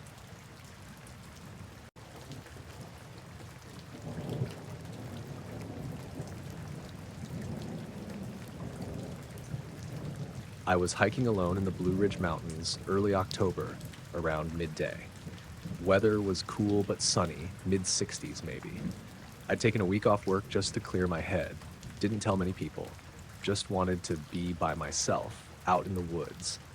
I wasn't deep into the backcountry or anything, maybe 6 miles out from the trailhead on one of the lesser-used trails near Dotton Park. The kind of trail where you might not see anyone all day. I stopped at this overlook for water and a snack. It was one of those spots where the trees thin out and you get a clear view of the next ridge over, maybe a mile off. I was sitting on a flat rock looking out across the valley when I noticed something shiny hovering just above the tree line on the ridge, like a piece of chrome floating in place. It wasn't moving, wasn't wobbling or swaying, just still. At first I thought it was a drone, but it was too far away to hear, and it looked bigger than any drone I'd seen. No rotors, no movement at all, just this small silver dot in the air reflecting sunlight. Not flashing, just catching it like a mirror held up at an angle. I squinted at it for a while. Could have been 10 seconds, could have been 30. I wasn't timing it. I looked down to open my pack, just a quick glance to pull out a protein bar. When I looked up again, it was gone. Not moved. Gone. The space it had occupied was just empty sky now. I scanned the ridge thinking maybe it had dipped behind the trees, but there was nothing. That's when I noticed how quiet it was. Before, there'd been bird song, chickadees, a few woodpeckers further off, the kind of background noise you stop noticing after a while, but now it was dead still. No rustling, no bugs, just wind. I could hear the blood in my ears. It was so quiet. It wasn't like the animals ran off or got scared. It felt like they just stopped, like someone had hit mute on the whole forest. I stood up and turned in a slow circle, trying to listen. No footsteps. No breeze through leaves. Nothing. I don't scare easily, but that kind of silence felt wrong, like the woods were holding their breath. I stayed there for a few more minutes, eating, drinking water, trying to rationalize it. Maybe I'd imagined the reflection. Maybe the birds were just taking a break. But I couldn't shake the feeling something was off. Eventually I packed up and kept going, but I didn't take the longer loop like I'd planned. I cut across a connector trail that headed back toward the trailhead. I figured I'd still get a solid hike in, just not as far out. About an hour later, I stopped again at this narrow switchback section with a good view back toward the ridge where I'd seen the thing. I wasn't looking for anything. I just paused to catch my breath, but there was this faint hum like distant power lines. Except there weren't any power lines around, no buildings, no roads, just woods. It wasn't loud, and it wasn't constant. more like a pressure behind my ears that came and went every few seconds, almost like tinnitus, but deeper. I remember holding my breath to see if it was coming from me, but it stayed the same, low, pulsing, barely there. I stood still and scanned the sky again. Nothing. No planes, no contrails, no birds. I realized I still hadn't seen a single bird since that overlook, not even crows, which are everywhere out there. I started moving again, quicker this time. The trail was narrow and overgrown in spots, and I almost missed a turnoff where the sign had fallen down. I doubled back and found it, but the detour cost me maybe 15 minutes. That hum didn't stop. It was steady now, following me like a headache just behind my skull. About a mile from the parking lot, I passed a couple coming the other way. First people I'd seen all day. They looked like serious hikers, packs, trekking poles, the works. We exchanged hellos. I almost asked if they'd seen or heard anything weird, but I didn't. I just wanted to get back. The hum stopped as I neared the trailhead. Just faded out. No pop, no shift, just gone. And the birds were back too. I heard a cardinal somewhere off to my left, and a squirrel scurried across the path, like the woods had started breathing again. When I got to the lot, there were only 2 cars, mine and an old Subaru that probably belonged to the couple I passed. I stood by my car for a minute, letting my heart rate settle. I hadn't run or anything, but I felt wired. My shirt was damp with sweat, even though the air was cool. On the drive back to the little cabin I'd rented, I kept thinking about how shiny that thing was. Not metallic like a plane, not dull like a balloon. More like polished glass or chrome, something that didn't belong. I didn't tell anyone for a while. I didn't want to make a big deal out of it. Maybe it was a drone. Maybe the silence was just coincidence. Maybe I imagined the hum. But I've done that hike 5, maybe 6 times since, and I've never heard that kind of quiet again. Not once.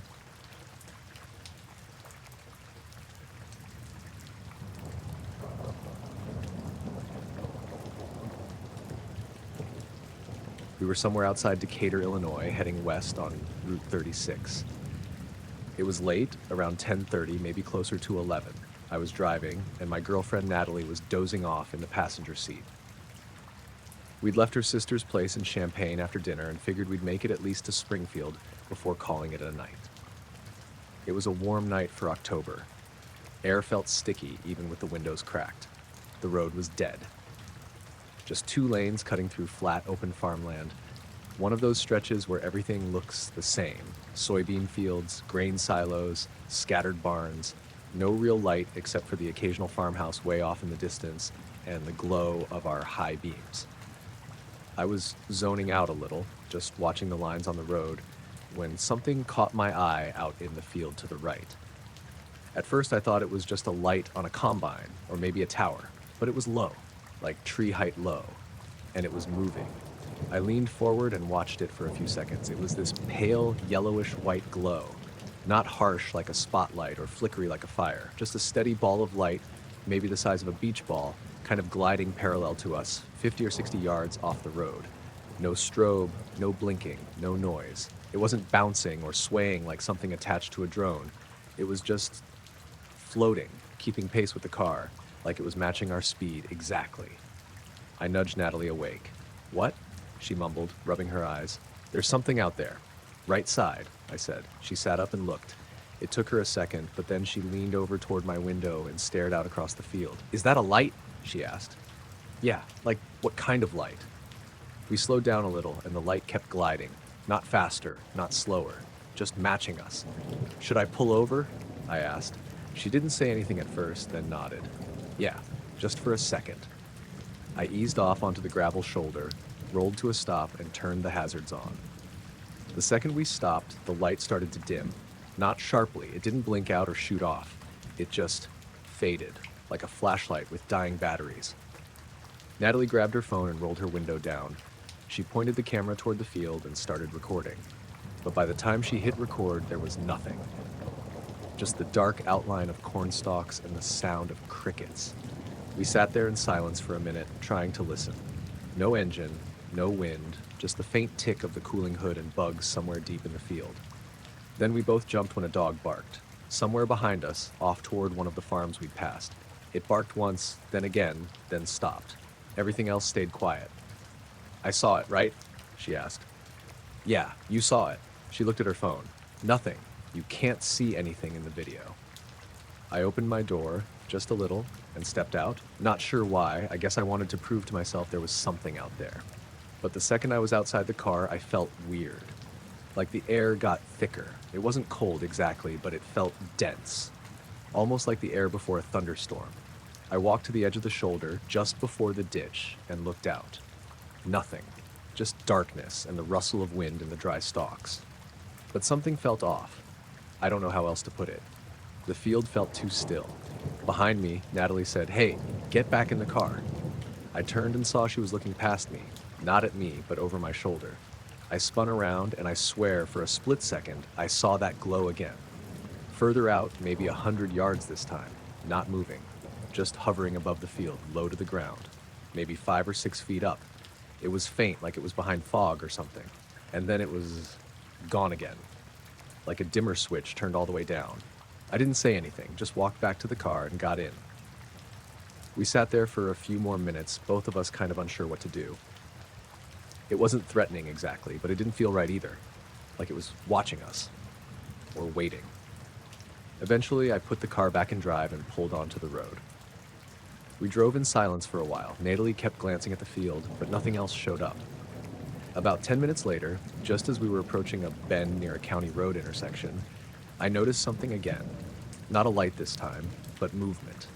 Like something tall shifting behind the edge of a tree line off to the left. Could have been deer. Could have been shadows. But I didn't say anything, and neither did she. We stopped for gas in a little town called Riverton. Natalie went inside to use the bathroom, and I stood by the pump, just stretching my legs. The sky was completely clear, stars everywhere. No planes, no blinking red lights. I kept scanning the horizon, half expecting that glow to show up again. It didn't. We made it to Springfield just after midnight and checked into a cheap motel near the highway. Neither of us slept well. I kept waking up every hour or so, checking the window like I thought it might be there, just hovering outside the parking lot. And in the morning, we didn't talk about it much. I think both of us were trying to downplay it, like maybe it was just some weird farm equipment or a trick of the light, but we both saw it. We both know it wasn't normal. We haven't driven that route again since.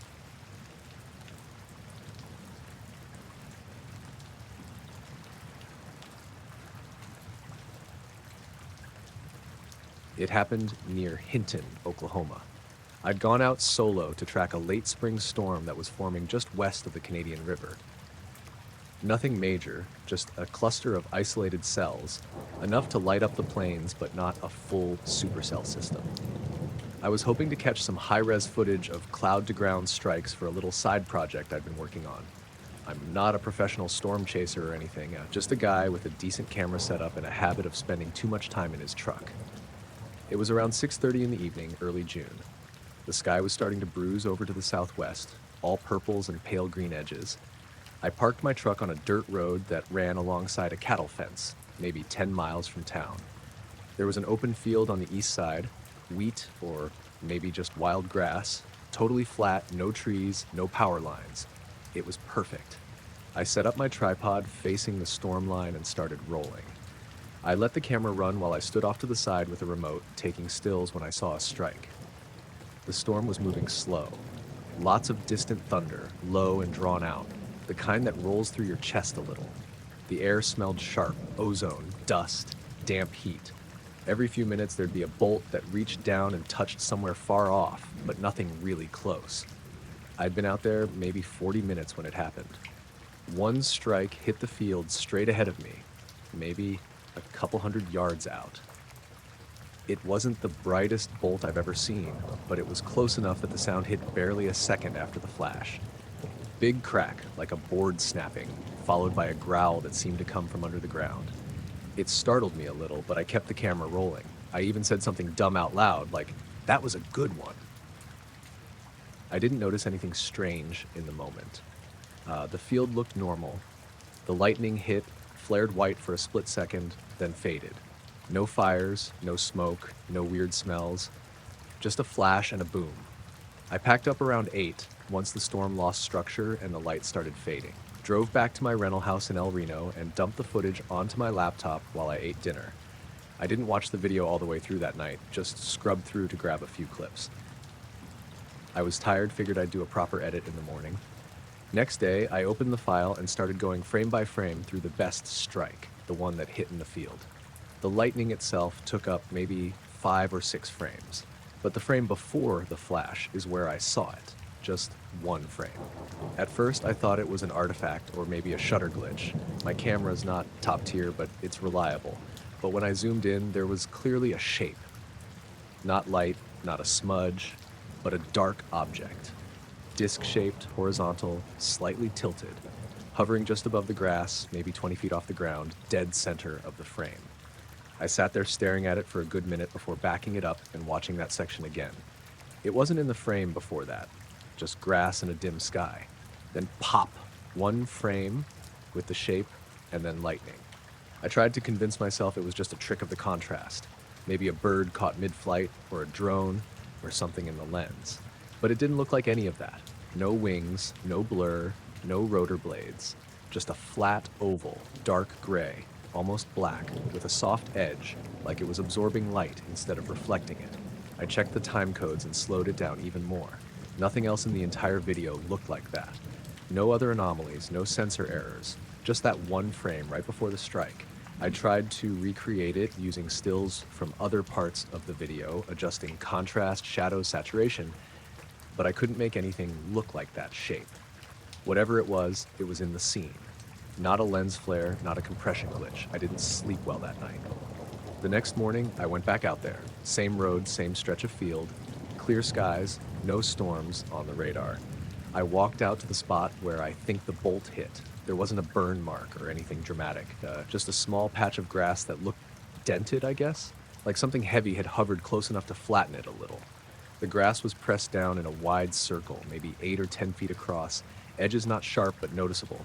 No scorch marks, no smell, just that odd, shallow depression. I walked the field for an hour looking for anything else, metal, wires, something that might have caused the shape. Nothing, no footprints except mine. No tire tracks, no signs of equipment. On the way back to the truck, I felt not watched exactly, but like I'd forgotten something. Like when you leave the house and feel like the stove's still on, that nagging, nervous weight in your gut. I sat in the cab for a while before I left, just staring out at the field. When I got home, I tried showing the frame to my brother, who's way more into camera tech than me. I didn't tell him what I thought it looked like, just asked if he could explain it. He stared at it for a bit and said it didn't look like any sort of digital artifact he was familiar with. Said it looked inserted, not by editing, but like something actually in the scene that the camera happened to catch for a blink. I asked if a lightning flash could somehow create a visual echo or reflection, but he shook his head. Not without light. This is a dark shape. That was 2 months ago. I haven't gone storm chasing since. I haven't deleted the footage, but I haven't watched it again either. It's just sitting in a folder on my desktop labeled Hinton Field. Sometimes at night, if it's real quiet, I think about how that thing only showed up in one frame. Like it was only visible for 1/100th of a second. Like it was there, waiting, and the lightning just lit it up for a split moment. And then it was gone.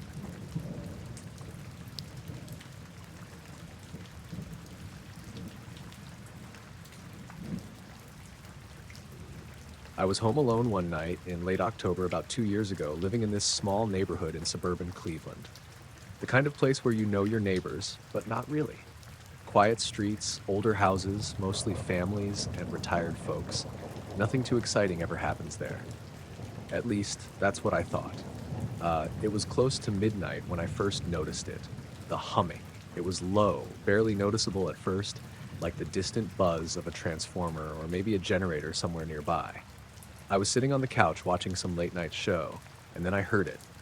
It wasn't steady, it kind of pulsed like a slow vibration. I paused the show and listened, thinking maybe it was just my imagination or something usual like the heating system kicking on. Then I glanced out the window. That's when I saw the streetlights. They were flickering. All of them, down the block in both directions, but not like a normal bulb flicker. more like they were blinking on and off in a slow, deliberate rhythm, like a pattern. The first streetlight nearest to my house blinked twice, then the next one over blinked 3 times, then the one across the street blinked once.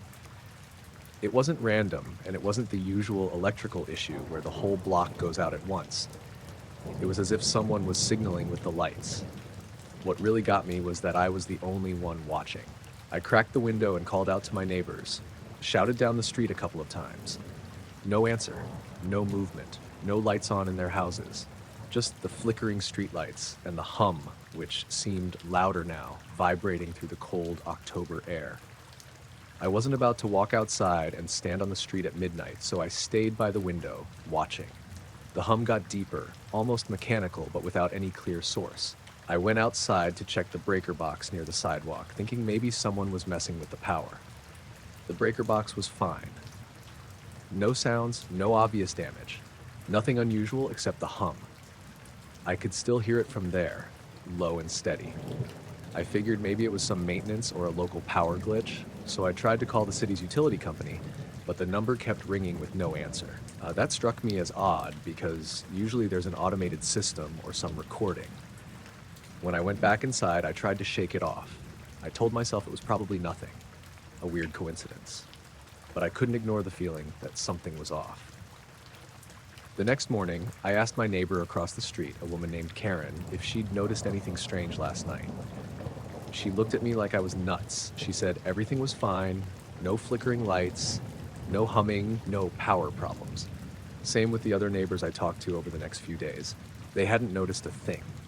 That made me second guess myself. Maybe I was dreaming it. Maybe I'd been half asleep when it happened. But I kept checking outside every night after that, and the humming was back. Sometimes it was quieter, sometimes louder, and the streetlights flickered again, but never the same way twice. Always patterns, like Morse code or some kind of silent message. I even started keeping notes on the patterns and timing. Sometimes it would last for 5 minutes, sometimes close to an hour. No obvious connection to the weather or any other events. It was just there, this slow, methodical flickering, paired with that low hum that seemed to vibrate inside my chest. One night, about a month after it started, I was lying in bed trying to sleep when the humming came on again, stronger than ever. I got up and looked out the window. The streetlights were flickering, but this time they were different. They were all going off and on in unison, like a heartbeat. Then slowly, one by one, the bulbs went out completely, just dark, empty poles. I froze for a moment, staring. The hum stopped abruptly, like someone flipped a switch. I grabbed my phone to call the power company again, but the signal was gone. No bars, no Wi-Fi, nothing. It felt like the whole block had been cut off. I tried the radio in my car. Static.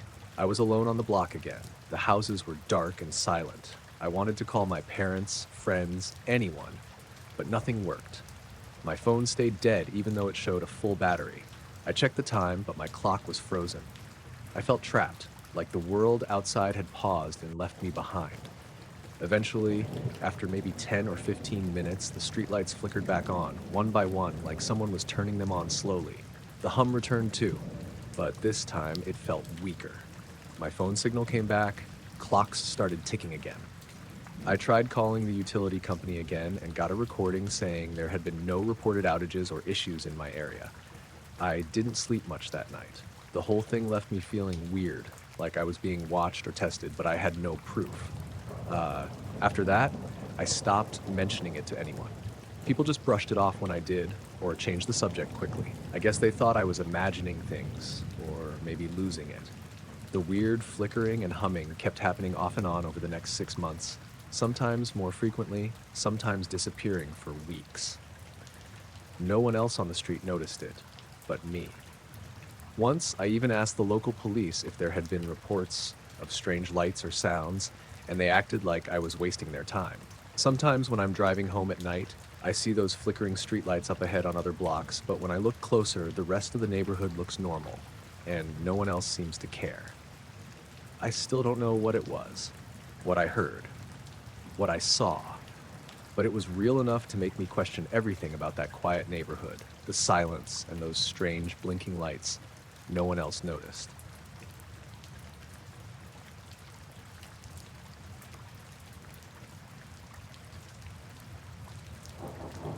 We were 2 hours into the hike when we finally reached our spot to set up camp. This little flat ledge about halfway up the canyon wall overlooking a dry wash. It was late June, dry and hot during the day, but cool enough by night to sleep without sweating through the sleeping bag. I was with my buddy Mark, and we both needed the break from the city. No cell service, no noise except for wind in the scrub and the occasional bird. The plan was simple.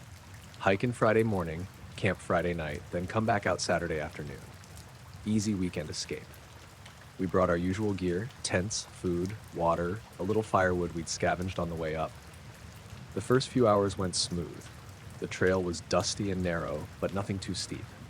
Mark's jokes kept the mood light, and I was trying not to think about the work emails piling up. By mid-afternoon, we reached that ledge and claimed it as our base. We set up camp, got a fire going, and sat back watching the canyon walls change color as the sun moved west. The silence out there was thick, but it felt good. Not like empty, more like the land itself was just breathing. Around 9 p.m., we had the fire low and were just lying back on our sleeping pads, staring up at the stars. The Milky Way was a big, bright smear across the sky, the kind you never see in the city. I was about to reach for my water bottle when I heard it, like voices. Faint, muffled talking, like a bunch of people standing together but speaking softly. At first, I thought it was Mark. I called out, "Hey, you talking?" He shook his head. "No, man. What?" I sat up, listened hard. The sound was definitely there. Quiet, like the words were underwater or behind a thick wall. It wasn't coming from the canyon floor or the ledge. It sounded like it was above us. I looked straight up, expecting to see maybe some campers higher up the ridge or something, but there was nothing.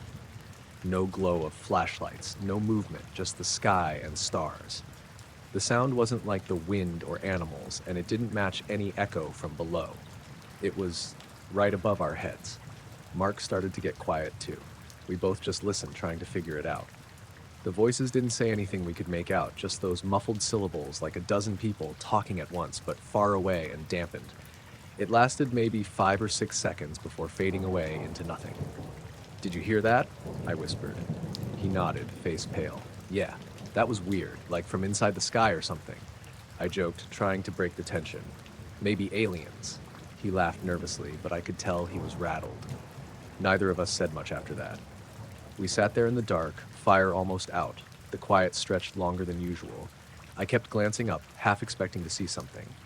Later, when I was about to turn in, I noticed the radio in my pack wasn't working. It's a handheld NOAA weather radio I always bring on trips in case of emergency. I tried switching it on and off, but the screen just stayed black, dead as a rock. Mark's phone had 0 bars, which wasn't unusual, but the radio always got something out here. That felt odd. The next morning, everything seemed normal. The sun came up, birds started their calls, and the canyon was warm and dry again. We packed up, but on the way out, Mark kept glancing behind us like he was sure something was watching. The whole hike back was quiet, way quieter than the morning before. I told myself it was just fatigue or the weird acoustics of the canyon making things sound strange, but that night's voices still feel like something out of place. I still don't know what we heard, whether it was some weird atmospheric effect, animals, people we couldn't see, or something else entirely. I never heard anything like it before or since.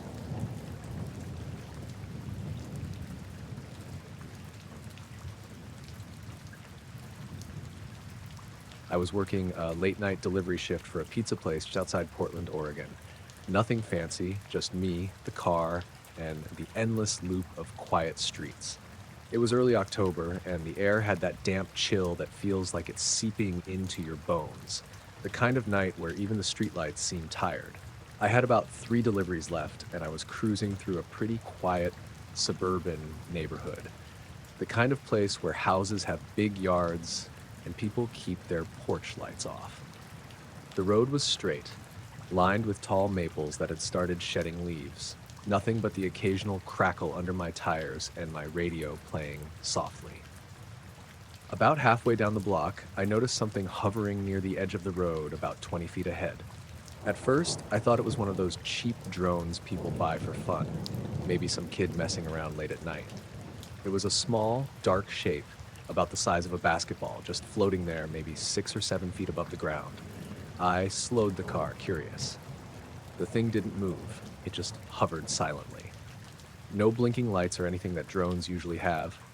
I rolled down my window and cut the radio so I could hear better. That's when I noticed it wasn't making a sound either. No motor noise, no whirring, nothing.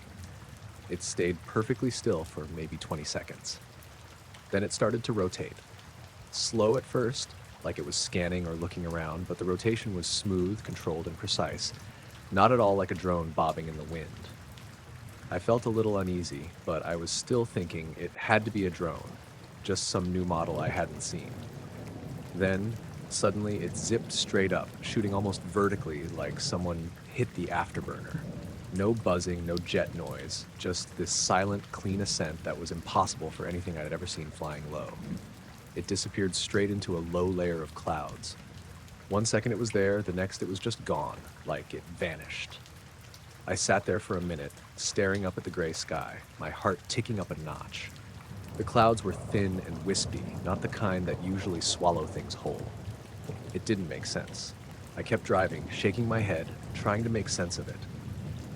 The rest of my deliveries went by without anything else weird, but I couldn't shake the feeling someone or something was watching. At one point, I caught headlights behind me way too often, but every time I glanced back, the road was empty. When I finally got home, I told my roommate, Dan, about it, but he just laughed and said I was probably tired or seeing things. That night, I kept hearing a faint humming through the walls of the apartment, but every time I got up to check, there was nothing out of place. I double-checked the doors and windows, and everything was locked tight. Over the next few days, I found small things out of place in the apartment. A kitchen drawer slightly open when I was sure I closed it, a misplaced book on the shelf, nothing that screamed break-in, but odd enough to make me glance over my shoulder more than usual. I don't know what that thing was that night. Definitely not a drone. Whatever it wasn't here for fun.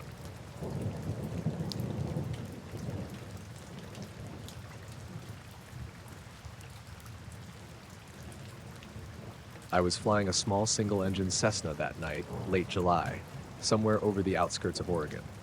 The sky was clear, air smooth, and the heat from the day was still lingering in the cabin.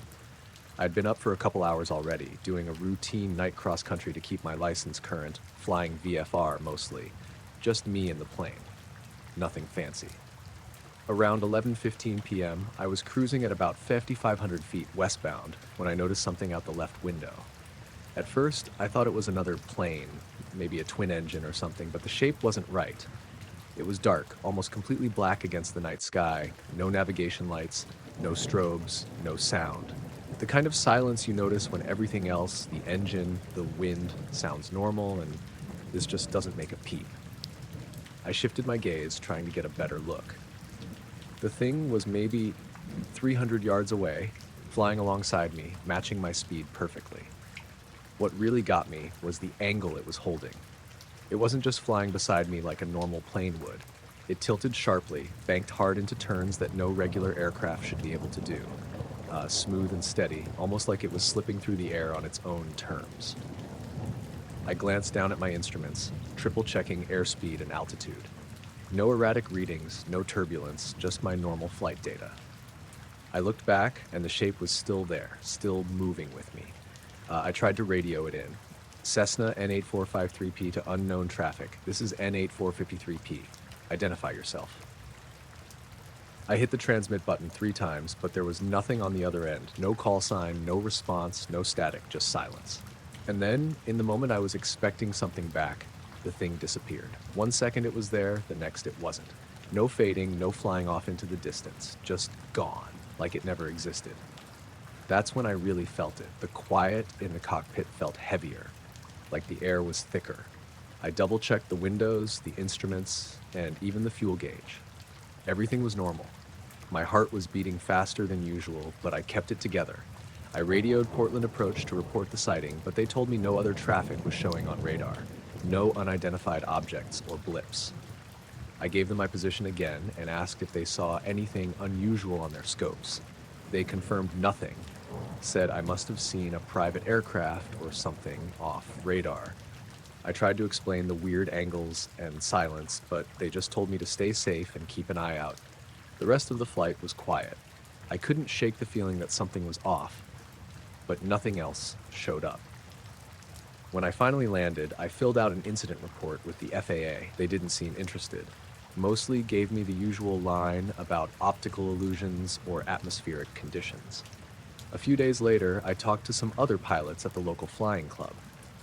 One of them mentioned seeing something weird on his night flight months earlier, a dark shape that moved like nothing else. He said he didn't say anything because no one would believe him. Another pilot said he heard strange static on the radio during a night leg, but never saw anything.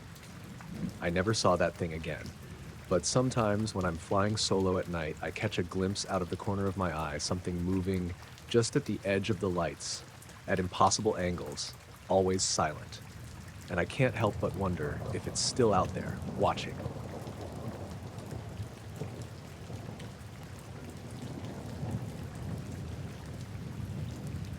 I was reviewing drone footage from a field survey in the Mojave when I saw it. We'd spent a week out there cataloging desert tortoise habitats around the Amboy crater area, way off the highway. Heat, dust, and not much else. I was back home in Riverside when I started sorting through the drone files. Just boring flyover stuff, mostly. But I remember pausing at one clip because of how still everything was. No wind, no birds, not even a rabbit crossing the rocks. It was recorded around 6:40 a.m., just as the sun was getting high enough to stretch shadows thin. I was skipping ahead in 5-second jumps when I saw it. A shadow glided across the rocks from left to right, big, perfectly round, smooth as glass. Like a spotlight, except it was pitch black. It moved slow, maybe 10 feet every second, completely silent. There was nothing in the sky, nothing above it. I paused it, scrolled back, played it again. A perfect circle, maybe 20 feet wide, sliding across the landscape. It didn't match the sun's angle or shape. It wasn't a drone. I know our shadows, and this wasn't one of them. I checked the GPS timestamp. It was recorded during a solo flight, no other team members nearby. I thought maybe it was a lens issue. I've seen weird flares, even rolling shutter glitches when the sun hits just right. But this wasn't a digital artifact. It actually passed behind a boulder. Part of the shadow disappeared behind the rock, then reappeared on the other side. It was interacting with the terrain. It had depth. I went out to the garage and pulled the drone itself from the case. I checked for scratches, bugs on the lens, anything that might have caused it. Nothing. Ran the footage through another program. Still there. No errors. The next day I called Heather, who'd handled the flight logs. She hadn't noticed anything weird. I didn't mention the shadow. I just asked if she remembered anyone flying over us that morning. She didn't. Airspace was clear, no scheduled passes, and we were too far from any towns or bases to get random traffic. It was just us, tortoises, and sand. That night, I went back to the footage. I started watching the whole clip in real time, and I noticed something else. Right before the shadow enters the frame, the audio picks up a very faint crackling noise, almost like static. Our drone mic's not great, mostly wind and motor whine, but this was something else, like distant radio fuzz, just for a second or two. It cuts out as soon as the shadow's gone. That's when I started to feel a little off about it. 2 days later, I drove back out to the area. Alone. Dumb, maybe, but I had to see it with my own eyes. The GPS tag put the drone right over a dry wash about 3 miles east of the crater. It was mid-morning by the time I parked the truck and hiked out. No clouds, no sound, just heat shimmering above the rocks. I found the exact spot from the footage. Same boulder, same wash. Everything looked normal. I walked the ground where the shadow had moved. Nothing unusual. No burn marks, no impressions, no tracks. But I noticed something strange about the silence. I mean, the desert's never loud, but this was dead. No wind, no bugs, not even the occasional hum of distant planes. It felt like the sound had been turned off. I stayed out there for maybe an hour, mostly pacing, looking for signs, trying to convince myself it had been some weird glitch. Then I heard it, a brief crackle, just off to the south, like someone flipping on a walkie for half a second, then silence again. I called out, nothing. Waited a minute, still nothing. I started walking that way, but after 50 yards I got this tight feeling in my chest, like pressure. No pain, just wrong, like the air was heavier. I turned around and walked back to the truck. Back home, I kept the footage to myself. I didn't know what to do with it. I replayed it maybe 50 times over the next few weeks. I even showed it once to my brother. He used to work with survey drones up north. He squinted at it, scratched his chin, and said, "That's not from your drone," then handed it back without asking questions. A month later, while organizing a new set of clips from a different trip near Barstow, I noticed something that made my stomach drop. It was another early morning flight, same type of terrain, and right at the end of the video, the drone camera stuttered. Not a glitch, but a brief, sudden dip. Then I saw the edge of a round shadow sweep in from the top left. Just a corner of it this time, maybe 5 feet across, but same shape, same movement. It vanished before the drone finished the pass. I checked the logs again. No scheduled air traffic, no other drones. This flight had been on a separate trip over 60 miles from the first one. Different team, different week. I hadn't even noticed until now. I started combing through old footage, stuff from months before, anything with early morning light. I found 2 more clips, one from Arizona, one from outside Ridgecrest, with strange audio static and sudden camera drops. No visible shadows in those, but the pattern matched. Silent mornings, brief crackles, tiny dips in the gimbal. I never mentioned it in any reports. I didn't want to deal with the questions. This work is how I pay rent. Saying I was chasing weird shadows across the desert wasn't going to fly. But last week, something new happened. We were testing a thermal rig over rocky terrain near Goffs. It was late afternoon, around 4:30, and hot enough to fry skin. I was on site with 2 grad students, and we had just wrapped up. I launched the drone one last time to get an overhead before the light changed too much. Everything was smooth until about 3 minutes in. The video feed cut to black for 2 seconds, then came back. The drone was fine, no errors, still in position. But later, when I reviewed the footage that night, that black frame wasn't blank. It was off. Not pitch black, more like a dome of darkness. A solid circle, again, but this time it filled almost the whole frame. You could make out faint edges of the terrain around it, like the drone had passed under something. Even though the flight path didn't dip, it should have been wide open sky. That same faint static buzzed for exactly 1.8 seconds, then gone. I haven't flown since. I told the team it was equipment malfunction that we needed to recalibrate. I still don't know what I'm looking at. It's just shadows, but they move without light. They show up where nothing is, and whatever they are, they're showing up more often. Always in the middle of nowhere, always when it's quiet, and always watching from above.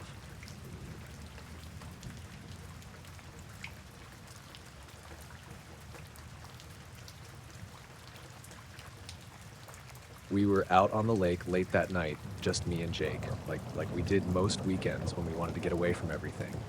It was one of those quiet, still nights where water looks like glass and the stars are so bright they almost feel close enough to reach. We had the little motorboat anchored a good distance from shore, lines in the water, just waiting for a bite. Nothing big planned, just fishing and talking, maybe catching some bass or catfish. The night was cold but not freezing. I had a jacket on, Jake too. We sat on the back bench, each with a rod in hand. The only sound was the occasional plop when a bobber moved or a fish took a nibble.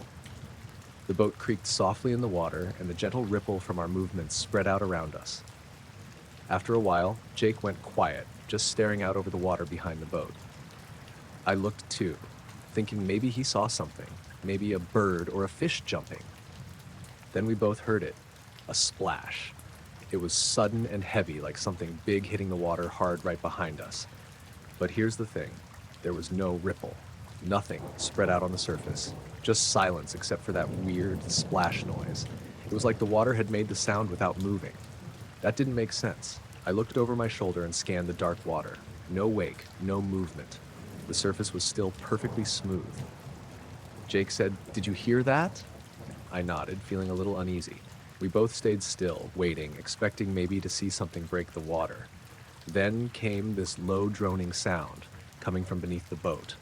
It wasn't like any engine noise or the usual hum of insects or the wind. It was deep and steady, almost like a vibration you could feel through your bones. It didn't get louder or softer, just stayed there, this constant low buzz under the water. I asked Jake if he heard it. He nodded again, eyes wide now. We didn't say much after that, both just listening. The droning went on for several minutes. It didn't seem to be coming from any direction. It was just under us. I looked back toward shore, but it was too dark to see much beyond the tree line. The moon had slipped behind clouds, so the lake looked endless and black. The only light came from the little flashlight Jake had on the side of the boat. I shone it over the water, trying to catch any movement, but nothing showed up. After maybe 5 minutes, the droning stopped suddenly. No fade out, no gradual decrease, just cut off. The silence felt even heavier afterward. I told Jake to pull up the lines and start heading back. Neither of us said why, but I think we both wanted to get out of there. As Jake fired up the motor, the water around the boat stayed unnervingly still. No wakes, no splashes from the propeller, nothing. Usually, even the smallest movement would stir something up, but the lake just sat there, like it was holding its breath. We headed back slowly, neither of us talking much. The boat's motor was the only sound, but the water didn't respond as I expected. It didn't ripple or splash against the hull. I was watching the water more than the path ahead, trying to make sense of the quiet. At one point, Jake asked if I felt anything strange, like a presence or being watched. I said yeah, but it was hard to explain. It wasn't fear exactly, more like something was out there in the water or just below the surface. Something that didn't want us to notice it, but also didn't want to be ignored. About halfway back to shore, the boat's GPS screen flickered and went blank for a few seconds. That's when I really started to feel uneasy. It came back on with no problem, but the little glitch made the whole situation feel even more off. We made it to the dock without incident, and when I stepped onto the wooden planks, the familiar creak of the boards felt like a relief. The night air seemed less heavy there, and the lake looked normal again, reflecting the moonlight and stars without any weird silence or strange noises. Jake and I packed up quietly, neither of us eager to talk about what had happened. On the way home, I kept checking the rearview mirror, half expecting to see some light or shape following us, but there was nothing. That night, I couldn't sleep. I kept hearing that splash in my head and the low drone vibrating under the boat like it was still there waiting. I haven't been back out to that part of the lake since. Not sure if I'll go again anytime soon.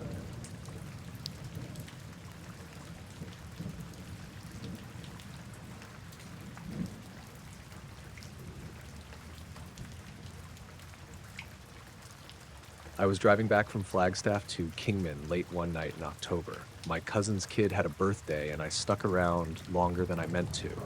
Helped clean up, talked to my uncle for a while. By the time I left, it was almost 11. The drive's a little under 2 hours if you're moving mostly I-40 through the desert, not much traffic. I've done it 100 times. I wasn't in a rush. Weather was dry, cool, moon was out, but not full. My truck's got a Dashcam, one of those UFO ones with front and rear views, records, and loops. I only installed it a few months earlier after some guy ran a red light and tried to blame me. Now it just runs whenever the ignition's on. Nothing felt strange during the drive. It was quiet. I passed 2 semis between Seligman and Ash Fork, but otherwise I was mostly alone on the road. I had an audiobook playing, some old Raymond Chandler novel, and a Gatorade in the cup holder. It wasn't until I got home that I noticed anything weird. I park in the driveway, kill the engine, and gather my stuff from the passenger seat. I always glance at the dash cam when I shut off the truck. It's just habit now. But this time, the screen was frozen. It should have shown a goodbye message and then powered down.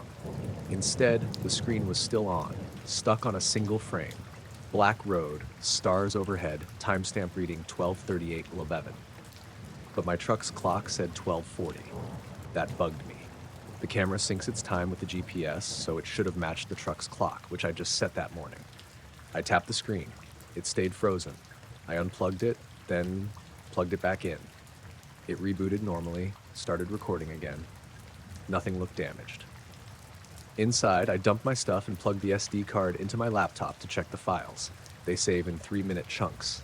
I found the last full clip, ending at 12:38, then the partial one, the one that froze. That file was weird. It was only 2 seconds long, just 2 seconds instead of 3 minutes. I opened it. It starts with a normal view. Dark highway, center lines stretching out, desert brush on both sides, stars all over the sky, no other headlights. Then, on the very last frame before the video ends, everything goes black. Not the road, not just the dash cam cutting off. I mean, the sky goes black. The stars blink out, just for that one frame. I checked it again, frame by frame. I used VLC and then a video editor just to be sure I wasn't missing something. In every frame before that, the sky is crystal clear. Dozens of stars, no clouds. Then on the last frame, no stars, not a single one. Still the same desert, same road, same truck interior, just stars. Then, nothing. The next file starts at 12:41, like the clock jumped ahead 2 minutes. And that clip picks up like nothing happened. Same stretch of highway, still no other cars. Stars are back. I checked the truck's GPS log too. That's how I really knew something was off. According to the GPS, I traveled exactly 0.1 miles during that gap. Not a huge distance, about 500 feet. But the speed listed was 0, like I wasn't moving. Like the GPS lost signal and then picked me up again slightly ahead with no record of motion in between. It didn't make sense. The rest of the drive looked normal. No missing footage, no glitches. I rewatched everything leading up to the gap, hoping maybe I'd notice something I missed the first time. Lights, reflections, weird shadows. But there's nothing. Except, okay, this part's hard to explain. In the 2 clips before the gap, there's this shimmer. I didn't see it when I was driving, but it shows up on the video. Around 12:35, in the upper right corner of the front camera, there's this faint movement, like heat distortion, almost. But it's not over the hood or road, it's in the sky. It's small, maybe the size of my thumb on the screen. It sort of wobbles in place, you know, when you're filming through a dirty wind window and a bug crawls across it out of focus. It reminded me of that. Only it's not on the lens, it's up there. The shimmer moves slightly over the next few minutes, maybe a few degrees to the left, and then it's gone. The stars behind it don't shift or change, but when that shimmer passes over them, they seem to blur, like something semi-transparent passed between the camera and the sky. That was around 12:37. The blackout happened at 12:38. I checked the rear cam too. At first, I didn't notice anything, but right around that same time, there's a single frame, just one, where a faint glow appears at the top center of the rear camera's view, like a wide arc of light, almost halo-shaped. It doesn't match any taillights or headlights. It's not bright, more like a faint smudge, but it's there. And then it's gone. I didn't tell anyone for a couple days. I wasn't sure what to even say. Eventually, I showed my neighbor Danny. He used to work for ADOT. He watches a lot of weird sky videos, so I figured if anyone would have an idea, it'd be him. He watched it all. Didn't say much. Just asked me, "Did you feel anything when it happened?" I told him no. I didn't even notice anything on the drive. No sound, no lights, no static or dropouts on the radio. My audiobook never cut. No sign I lost time until I saw the dash cam. That's what bothers me the most.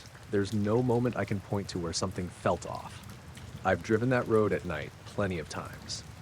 I've been through dust storms and seen weird flashes from testing ranges off in the distance. This wasn't like that. I tried to upload the clip to a forum I use for car tech stuff, but the file wouldn't load properly. When I compressed it, the last frame, the blackout one, turned into corrupted green static. When I tried again using a screen recorder, that frame came out solid black, like it had been cut. The original still plays fine on my laptop, though. I saved it to a couple different drives just in case. Every now and then I play it back, frame by frame. There's nothing new to find. The stars blink out, then they come back, and I was just driving.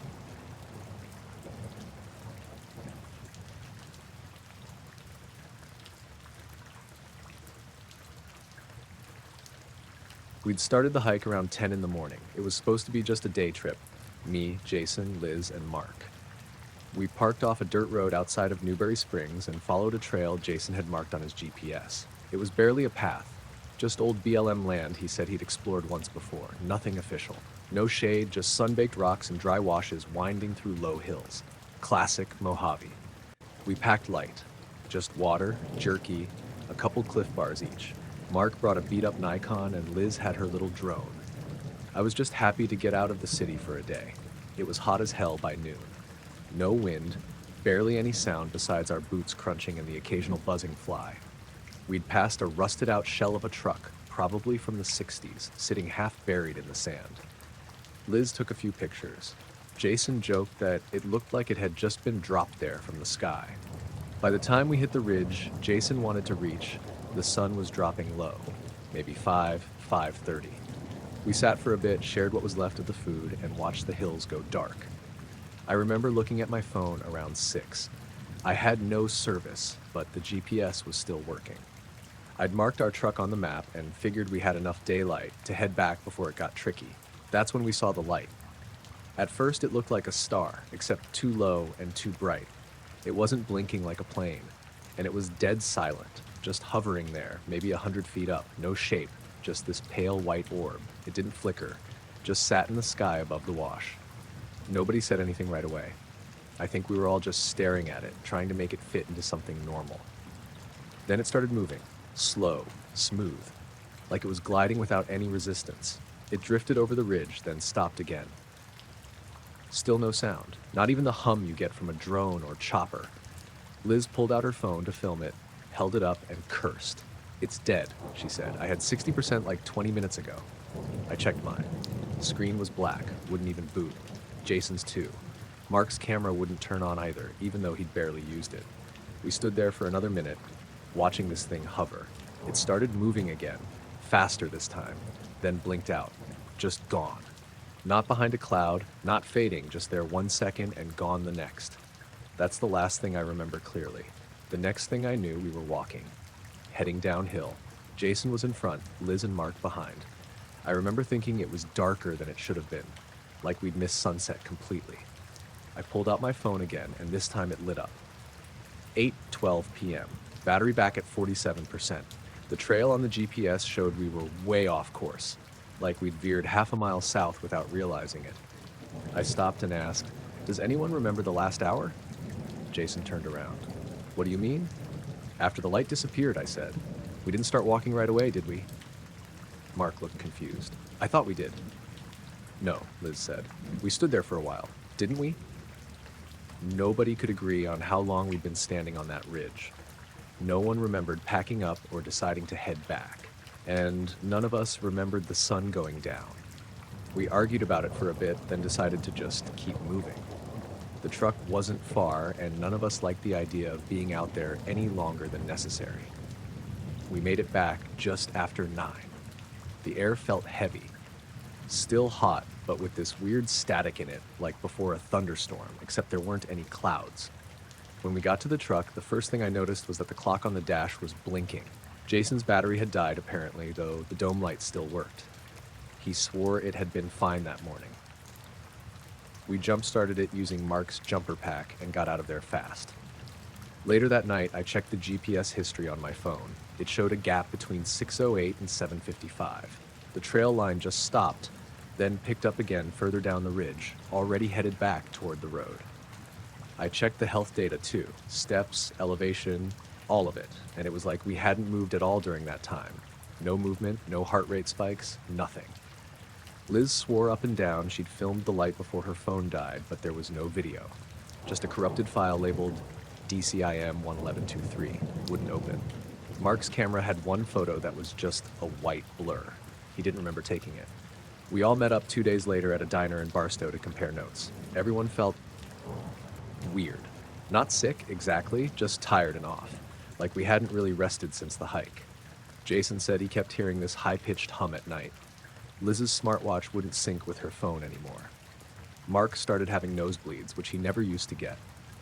And I kept waking up at exactly 2:17 a.m. every night for a week.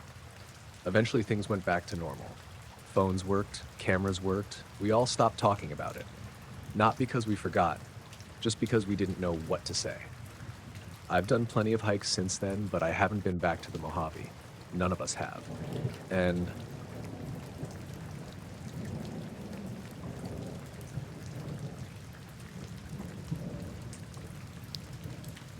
I was driving west on Highway 95 about 30 miles south of Tonopah. It was just past midnight. I'd left Ely earlier that evening after a late dinner with my cousin, and I figured I'd stop in Beatty for the night. I wasn't in a rush, just didn't feel like staying over. The road was quiet, no other cars for miles, and the only light came from the dash and my high beams stretching out over the cracked blacktop. I've done that drive more times than I can count. I used to run deliveries out that way, sometimes even slept in the truck if I didn't feel like finding a room. That stretch near the test range is always kind of eerie, even when nothing weird's going on. You can drive for hours without seeing a gas station, and the desert feels empty in a way that's hard to explain.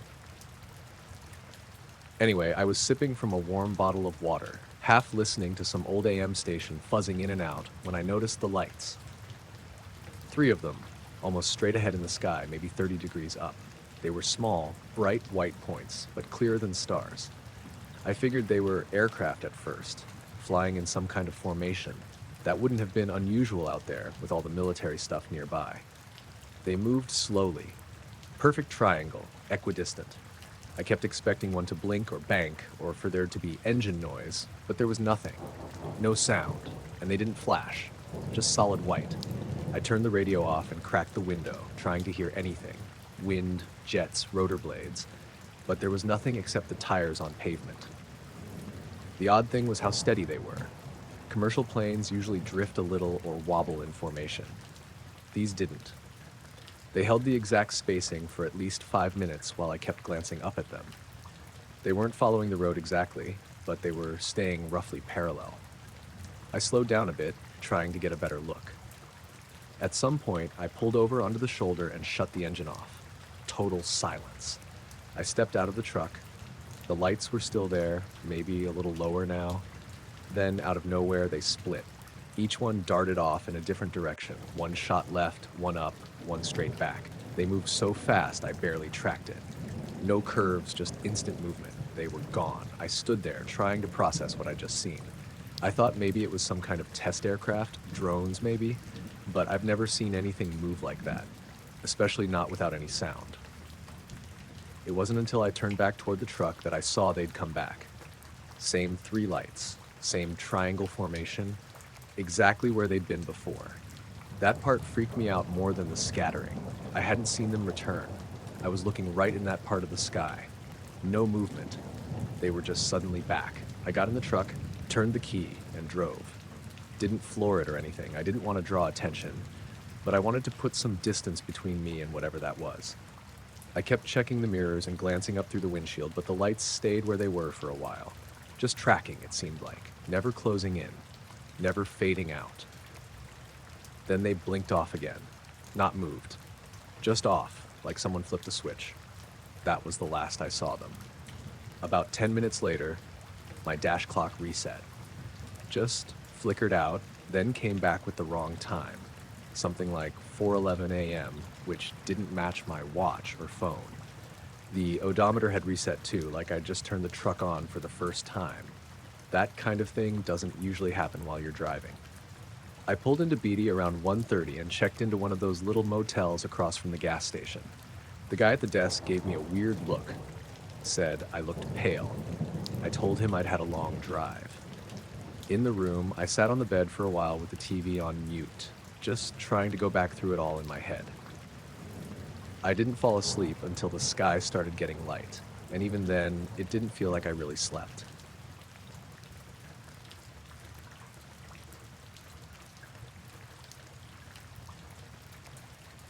My name's Aaron Klee. I'm 62 now.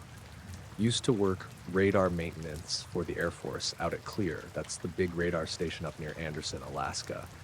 I was stationed there off and on from 95 to 2017, last 3 years as civilian support. I've lived up here almost my whole life. Never had much reason to leave. I only bring that up because everyone always asks the same thing when they see how I live now. Why I lock my truck every time I park it, even in my own driveway, or why I don't go outside after dark unless I absolutely have to. It's not paranoia. I don't think something's going to jump out of the woods and grab me. It's more like, I just don't feel right out there anymore.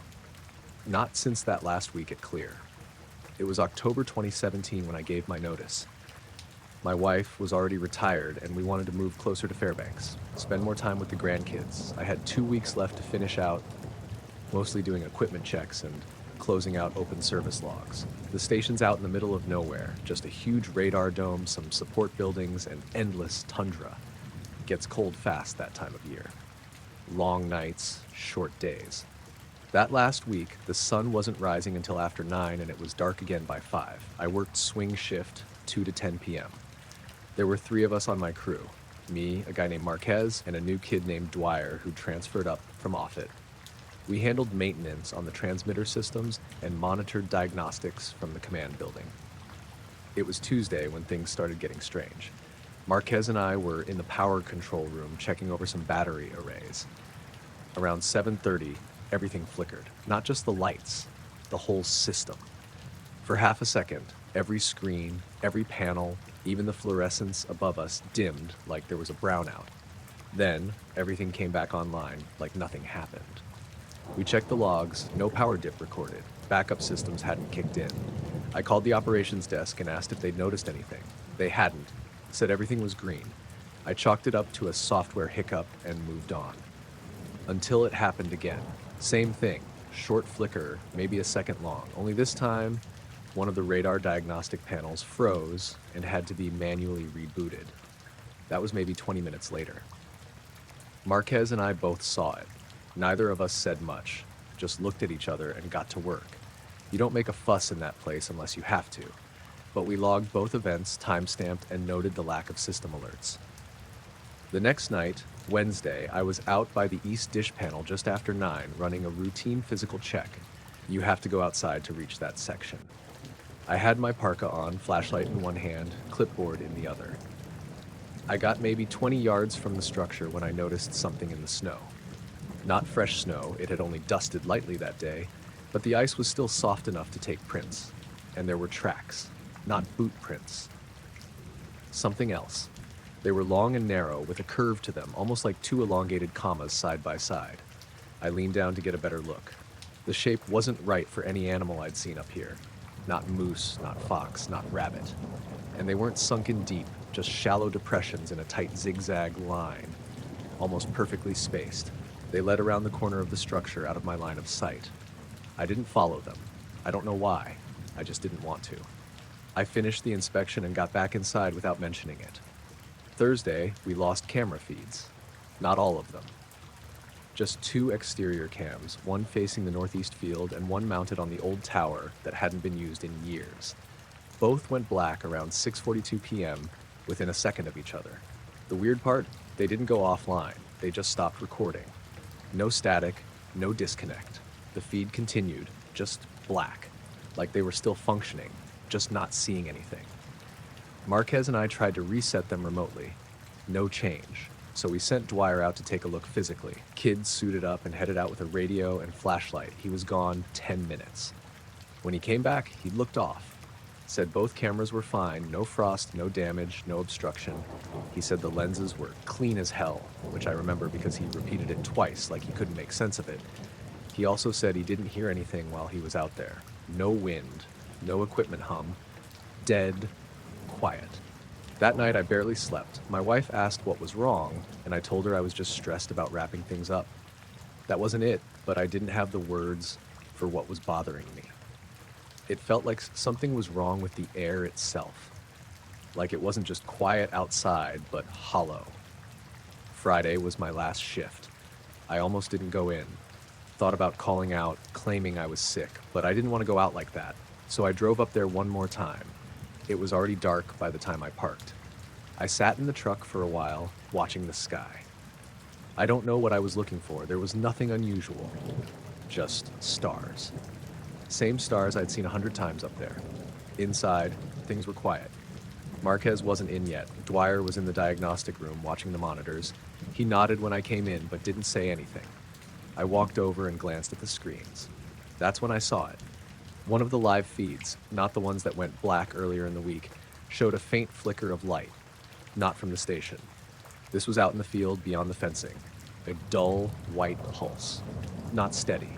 It blinked twice, paused, then again, like a rhythm. No movement, no source. Just this slow flash against the snow. I leaned closer. It stopped. I asked Dwyer how long it had been doing that. He said, I don't know. A few minutes? I thought it was a reflection. We watched for another 10 minutes. Nothing else showed up. I told him to stay put and went to check the systems myself. Everything was nominal. No alerts, no surges, all logs were clean. But I couldn't shake the feeling that something was watching. Not from the monitors, from the outside. I kept glancing at the windows like I expected to see someone standing there. Marquez never showed up that night. He texted just before 6:30 and said he wasn't feeling well. I didn't blame him. I left an hour early, didn't even finish my shift, just packed up my gear, signed out, and drove home. The next morning, I called my supervisor and told him I wouldn't be coming back for my final day. I officially retired the following week. I've never talked to Marquez or Dwyer since. Don't know if they ever saw anything else. I know Dwyer didn't stay long. Someone told me he transferred out by spring. And I heard the blacked out cameras never came back online. They replaced them eventually, but nobody ever found a cause for the failure. Now I live in a quiet little place just outside North Pole, closer to the grandkids. I keep things simple. Don't go out at night unless I have to. If I do, I always look up first. Just a habit, I guess. I don't think I'll ever go back to clear, even in the daytime. I don't think I want to know if anything's still out there.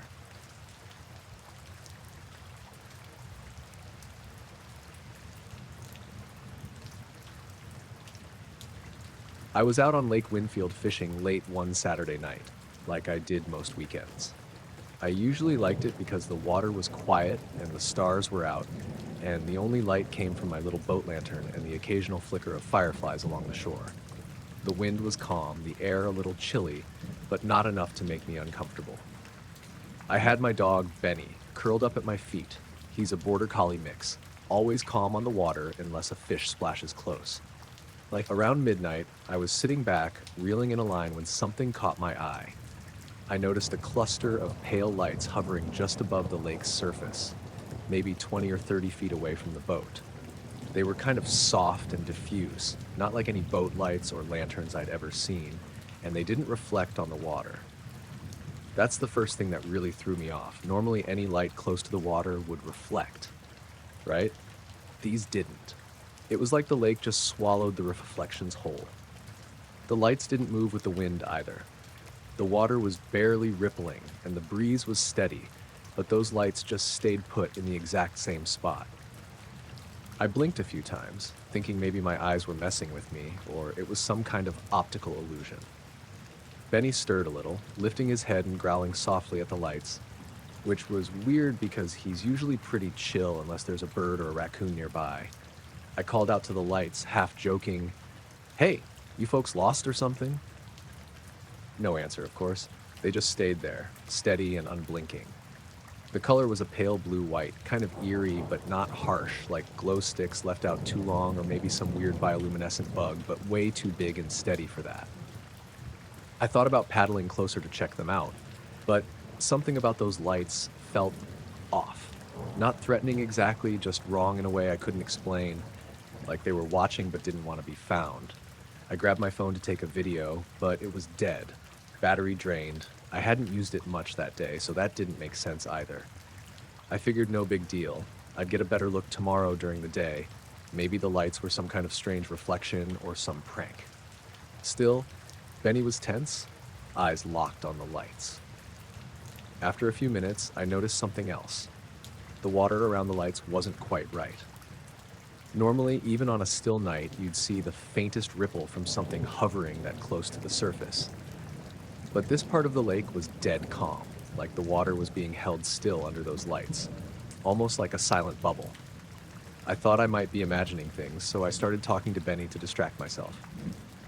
Maybe it's some weird fishing buoys or those flares that float, huh? But no buoys make lights that steady or pale, and I knew flares would drift with the wind. Then after maybe 10 or 15 minutes, the lights suddenly dimmed, like someone was turning down a dimmer switch slowly. They didn't blink out suddenly or shoot away. They just faded until they disappeared completely. The lake was just dark again. Benny relaxed and lay back down. I sat there for a long time, staring at the spot where the lights had been, feeling cold, even though the air was mild. On the ride back to the dock, I kept looking over my shoulder, half expecting to see the lights again, but nothing showed up. The rest of the night was normal. Quiet, dark, with only the usual night sounds of water lapping and frogs calling. The next day, I talked to some of the other fishermen around town. Nobody mentioned seeing anything like that. No strange lights or unusual calm patches on the lake. I tried to check my phone's battery history to see if there was an explanation for it dying so suddenly, but everything looked normal, like it should have had at least 30% left. Since then, I haven't been back out at night on the lake alone. Benny and I still go during the day, but that spot where the lights hovered, I avoid it. The whole thing doesn't make much sense to me, and that's what messes with me the most. Something was there that night, just out of reach, quiet and still like a secret. I'm not sure if it was natural or something else, but it wasn't any fishing light or boat I've ever seen. Sometimes I wonder if I imagined the whole thing, but Benny's still wary around that part of the lake. He doesn't like being near the water's edge after dark, and he's never been like that before. That's all I really know.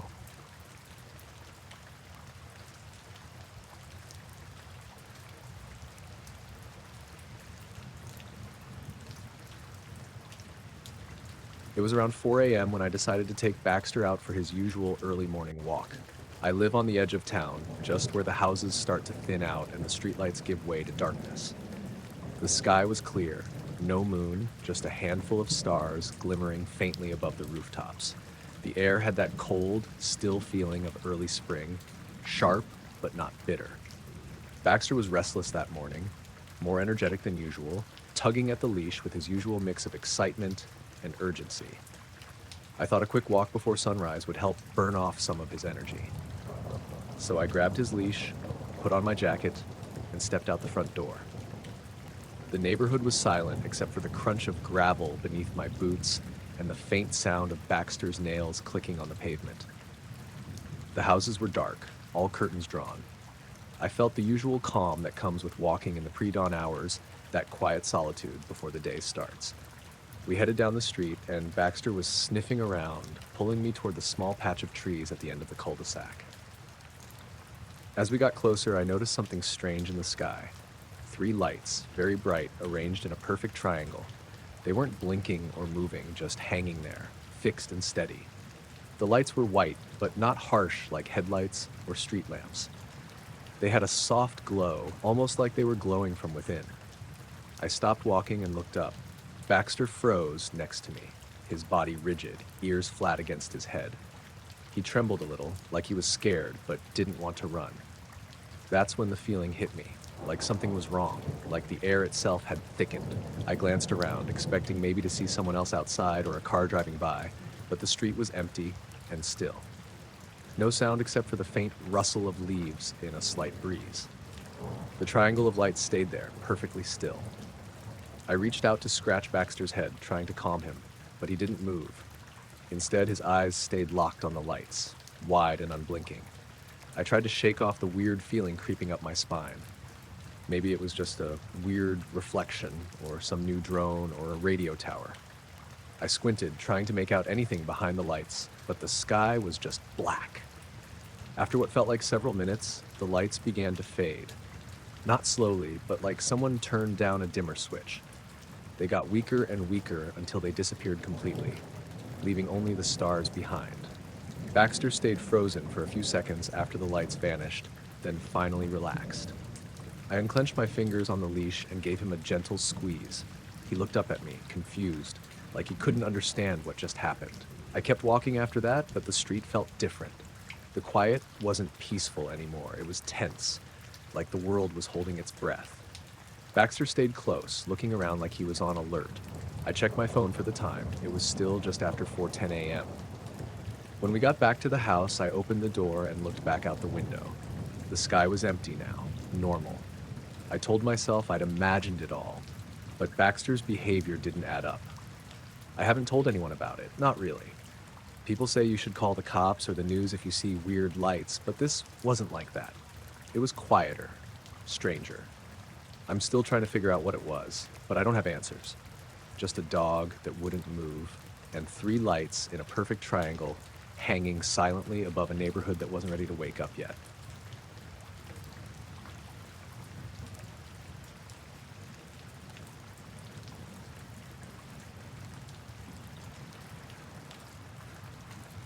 It was a short night flight from Salt Lake City to Winnemucca, just a personal run, nothing official.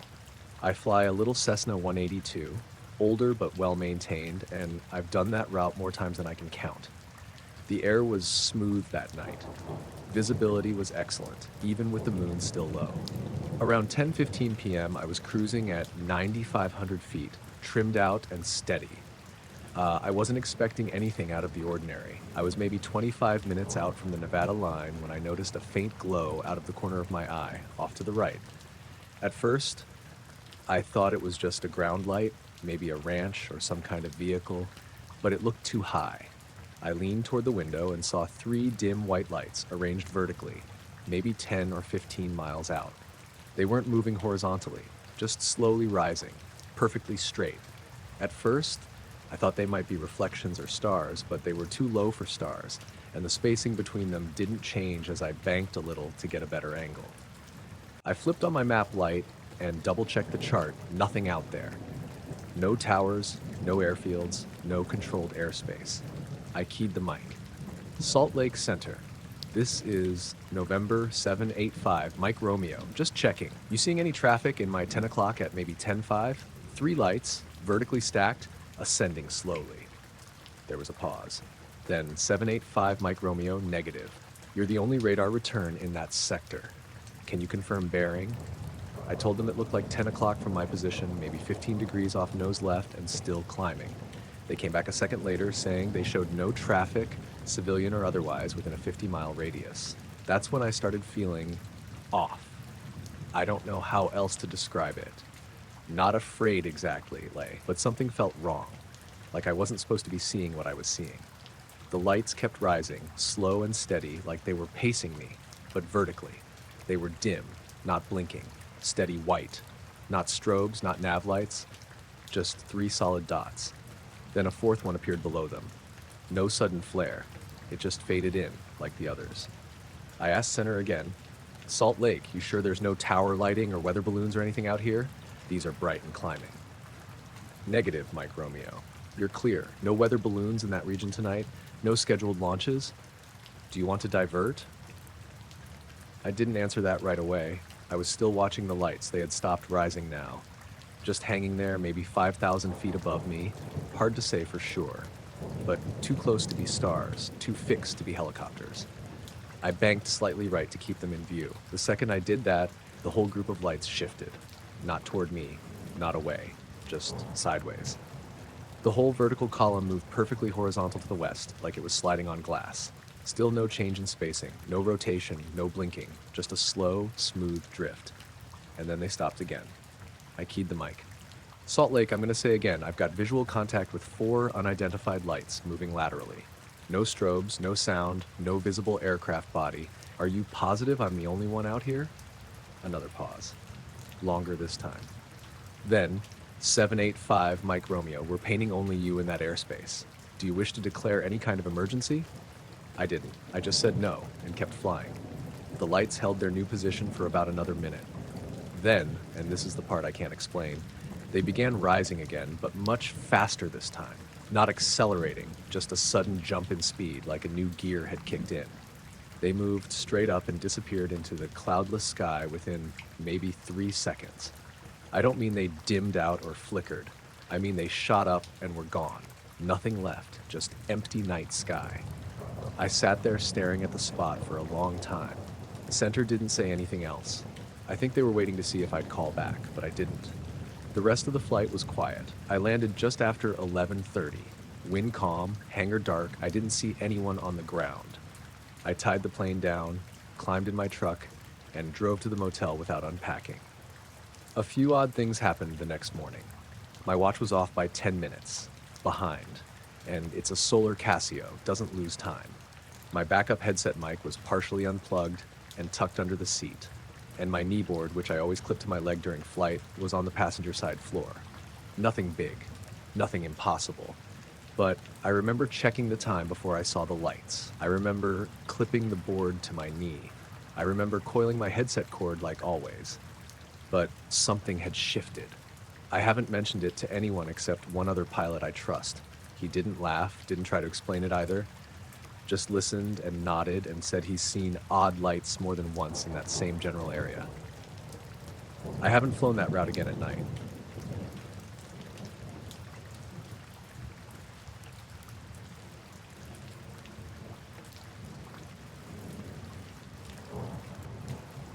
We were camping out near the Black Rock Desert, just a couple hours north of Reno.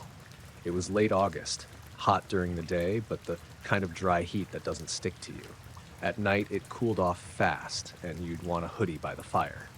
Me, my wife Heather, and our two kids, Ellie and Josh. We'd taken a week off and figured we'd try something more remote, away from the usual KOAs and crowded parks. We found a flat spot near the edge of a dry lake bed. Not quite on the playa, but close enough to walk out and watch the stars without light pollution. No cell service, no other campers for miles. Closest paved road was a good 40 minutes away. We set up camp in a little sandy dip with some sagebrush on the perimeter. Brought a 6-person dome tent, 2 folding tables, and a pop-up shade we anchored down with rocks. The kids had their own little sleeping bags, and we all crashed in the same tent. The first few nights were perfect. Big sky, quiet evenings, maybe the occasional coyote in the distance, but nothing close. We cooked on the camp stove, roasted marshmallows, played cards, the usual. It was the kind of trip where you stop checking your phone for the time and just move with the daylight.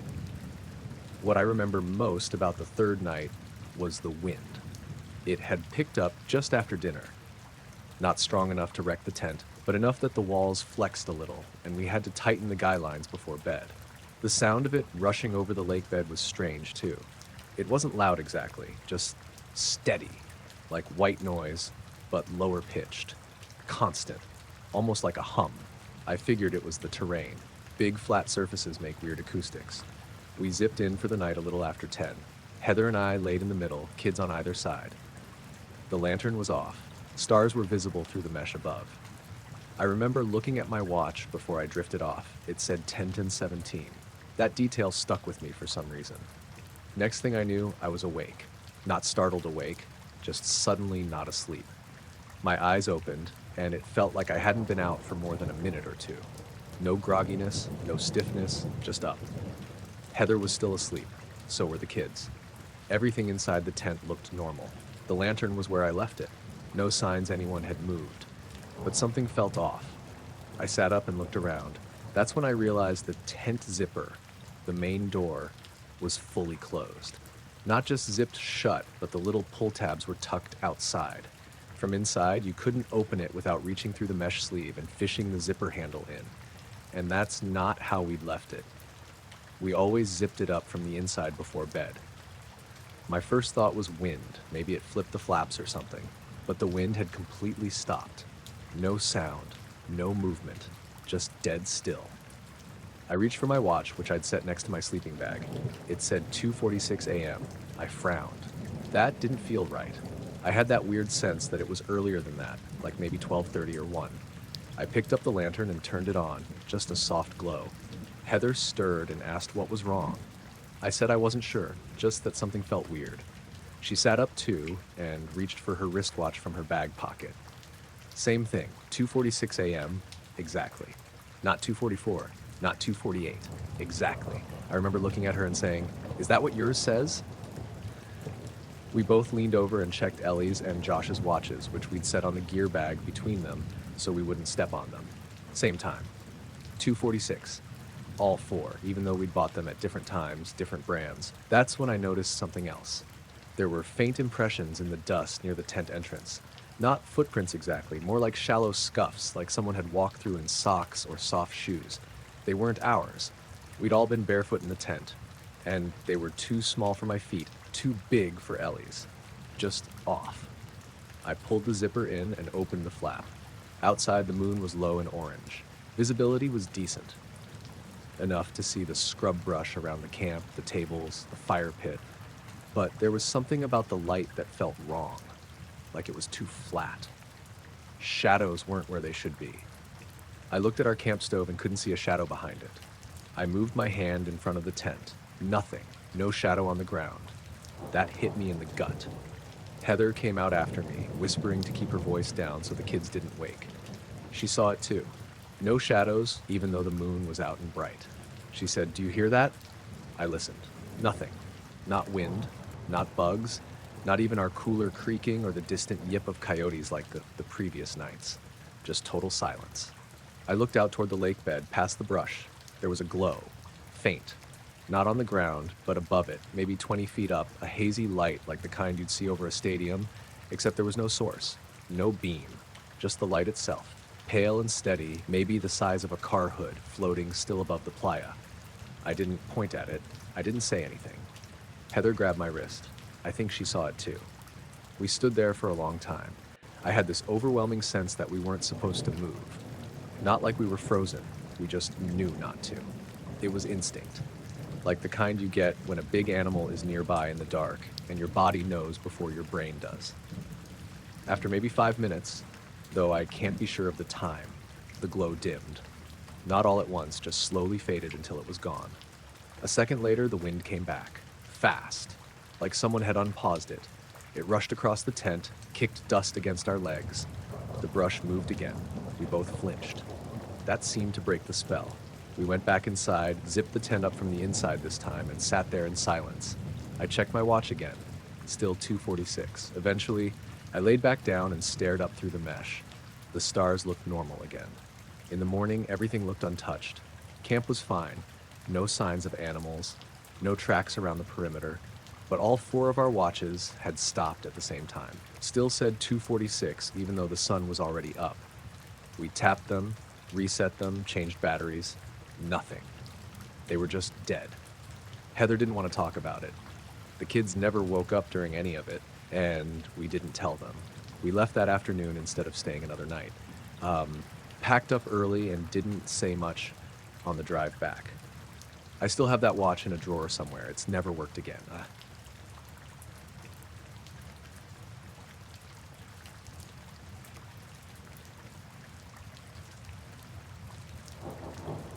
I never planned to camp near an old missile silo.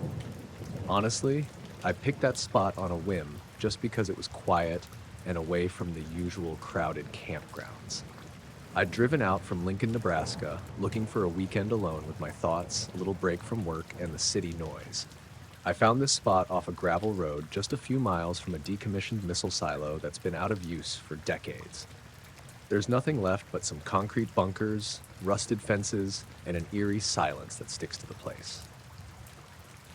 I pulled my RV into a clearing not far from the silo, set up the satellite dish, and got settled in. I wasn't expecting much beyond a quiet weekend reading and maybe a hike. The sky was clear that evening, with a slow breeze and just a hint of chill in the air. I remember checking my watch about 10 p.m. before I settled down for the night. That first night was mostly normal. I fell asleep around midnight, but just before 3 a.m., I woke up because of this deep, low hum that seemed to vibrate through the whole camper. It wasn't loud, exactly, but it was constant and felt almost physical, like the ground itself was humming. I sat up and listened, thinking maybe it was some distant machinery or a truck on the gravel road, but there was nothing. No engine sounds, no headlights, just that hum. At exactly 3 a.m., my phone screen flickered, and the clock reset to 12 a.m. for a second, then went back to the right time. The lights inside the camper dimmed for a moment, and my little radio crackled with static before going silent, then came back on. Nothing else seemed broken, but everything electronic, my phone, the radio, the digital clock on the microwave, glitched like that, just for a couple of seconds. I chalked it up to a power surge or some interference from who knows what. The old missile silo was still humming faintly, like it was alive beneath the dirt.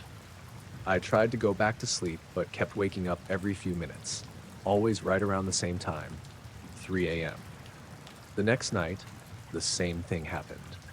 The hum started a little before 3, got louder for a few minutes, and then just stopped. And right at 3 a.m., the electronics all blinked out for a second, and just like the night before. That's when I started to notice other odd stuff. My laptop, which I'd left open on the table, had weird files show up. Just blank text documents with nothing inside, but timestamps right at 3:01 a.m. Nothing I saved, nothing I opened. I deleted them each morning, but new ones appeared the next night. I asked around on some local forums and from people I met in town. No one else reported hearing the hum, and nobody said their electronics acted up like mine. The missile silo had been out of commission since the 80s. No one used it anymore. No radio towers nearby, no power plants or factories. The third night, I was trying to stay awake, waiting for the hum. At 2:45 a.m., I was outside, standing near my RV with a flashlight.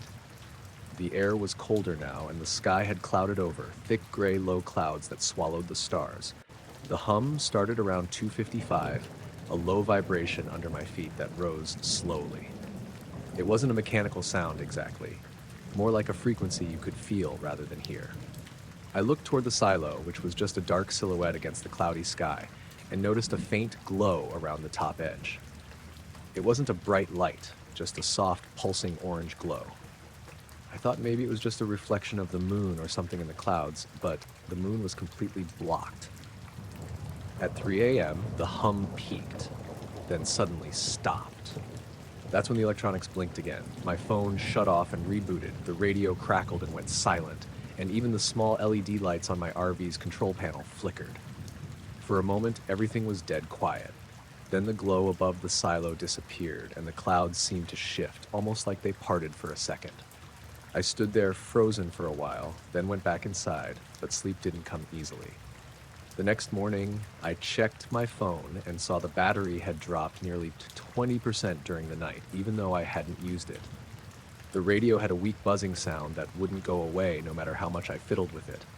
And the laptop, again, had a new blank file, time-stamped exactly at 3:01 a.m. The rest of the day was quiet, but I couldn't shake the feeling that something was watching from the silo or the surrounding trees. The wind shifted oddly sometimes, carrying strange smells, metallic, almost like ozone or burnt wire. The fourth night, I decided to record audio with my phone. I left it on the table and tried to stay awake until after 3. The hum started again, and when it hit its peak at exactly 3 a.m., I heard something else beneath the vibration, a faint clicking noise, like a slow mechanical heartbeat or a signal. It was steady, rhythmic, and didn't match anything natural. After that, I looked out the window again and caught a glimpse of something moving near the edge of the silo, just a shadow shifting in the darkness. I blinked, and it was gone. I thought about packing up and leaving, but I was curious. What could explain any of this? I'd read about old military sites having strange electromagnetic fields, but nothing matched what I was experiencing. On the 5th night, I left the camper door unlocked and went outside just before 3. It was chilly, and the clouds had cleared, revealing a starless black sky. The hum started again, this time louder and more intense. The air vibrated with it, and I felt a slight pressure in my ears. The orange glow appeared again around the silo's edge, pulsing softly. Then at 3 a.m., my watch and phone both stopped for a full 10 seconds. The radio died completely. No static, no sound. The control panel lights went dark. Then everything flickered back on, and the glow vanished. I stayed outside another half hour, but nothing else happened. The next morning, my electronics seemed fine for the first time. No strange files, no dead battery, no buzzing radio. I packed up and left before dark. Driving away, I looked back at the silo fading into the distance and wondered if whatever was causing all that was tied to the place or just some odd natural phenomenon. I never found an explanation that fit, and no one else I talked to had heard or seen anything similar. Sometimes, late at night, I still hear a faint hum in the back of my mind. Not loud, but enough to make me look around, wondering if it's back or if I just imagined the whole thing.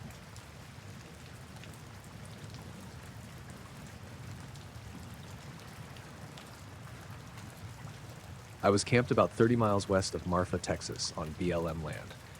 Just flat, dry country out there, scrub brush, hard pan dirt, and not much else. I'd parked my truck off a 2-track road and hiked a half-mile out with my gear. No one around. That was kind of the point. I'd done a dozen solo camping trips like that, mostly out in the desert. No cell service, no noise, no lights. I slept in a one-man tent with a mesh roof so I could see the stars. Brought plenty of water, a little food, and a satellite phone just in case. That night it had been dry and windy, same as always. The wind had kicked up around sundown, but it died down after dark. I stayed up a while, just watching the sky. You could see the Milky Way clear as anything, and there were a couple meteors early on. I remember thinking how quiet it was. No bugs, no coyotes, nothing moving. Just me and the wind. I fell asleep a little after 11, woke up sometime later, couldn't say when. No watch, and my phone was powered off in my pack to save battery, but it was still dark, pitch dark, the kind that presses on your eyes. At first, I didn't notice anything wrong, just thought the stillness was weird. No breeze anymore, not even a rustle from the brush. Dead calm. Then I sat up and realized it was too quiet. Usually in the desert at night, you hear at least something, an owl, a far-off dog, even your own heartbeat. But this was like someone had stuffed cotton in my ears. No sound at all. I reached for my flashlight, clicked it on, and unzipped the tent. The beam caught the dirt outside, and I froze. There was a ring. A perfect circle, maybe 20 feet across, centered right on my tent. The ground inside the circle looked darker than the rest, like it had been burned. The scrub grass and brush were completely gone, just bare, blackened earth. But there was no smell, no heat. I touched the dirt with my hand, and it was cold. Dry and packed hard, like the heat had never been there. Like something had erased everything that used to be in that spot. I stood up and turned in a slow circle, checking for footprints or tire tracks or anything. Nothing. The rest of the desert was untouched. My truck was parked way off to the east, just a faint shadow in the distance. I walked to the edge of the ring. The line was sharp, like it had been drawn with a compass. On one side, the usual mix of pale dirt, thorny brush, and rocks. On the other side, nothing but the smooth, dark patch. It didn't make sense. If there had been fire, I would have smelled it. There would have been smoke, or at least some sign in the air. But the night smelled like nothing. No ozone, no ash, just dry desert. I stood out there for a while, scanning the sky. No clouds, no planes, no satellites passing over. Just stars, unmoving, and the longer I looked, the more it felt like something should be moving, like the stillness wasn't natural. Eventually I got cold and went back into the tent, zipped it up, but I didn't sleep. Just lay there with the flashlight in my hand, listening to the quiet and watching the mesh ceiling. A few hours later, probably close to dawn, I heard a faint humming. Low, deep, like a generator running miles away. I sat up again and held my breath. It got a little louder, then faded, not like something moving past, more like it was turning down, and then it was gone. When the sun finally came up, I got out and looked around again. The circle was still there. The burn pattern looked almost fake, like it had been stamped on. The edge was too clean. I packed up fast and walked back to my truck. Didn't eat, didn't make coffee, just stuffed everything into my pack and hiked out. I kept looking over my shoulder the whole time. I don't even know what for. Back at the truck, I checked the tires, then sat behind the wheel for a few minutes, just staring out at the desert. I didn't see anyone. No other vehicles, no trails in the dust, just the same scrub and rocks. I drove straight back to Alpine and found a cheap motel. I stayed there 2 nights, trying to talk myself out of what I saw. Later that week, I went over my gear. Everything seemed normal, no damage, nothing scorched, but my compass was off, only by a few degrees, but still off. I checked it against my phone and a second compass I had in a drawer. Both of those matched. The one I took camping kept drifting, like it didn't want to settle. I didn't report anything. Who would I even report it to? I went back to the same spot 3 weeks later in the middle of the day. Not to camp, just to look. The circle was gone. The earth was dry and cracked like the rest of the desert. A few green shoots were poking up. No sign of anything burned. But the brush hadn't grown back in the ring. It was like the land didn't remember what was supposed to be there.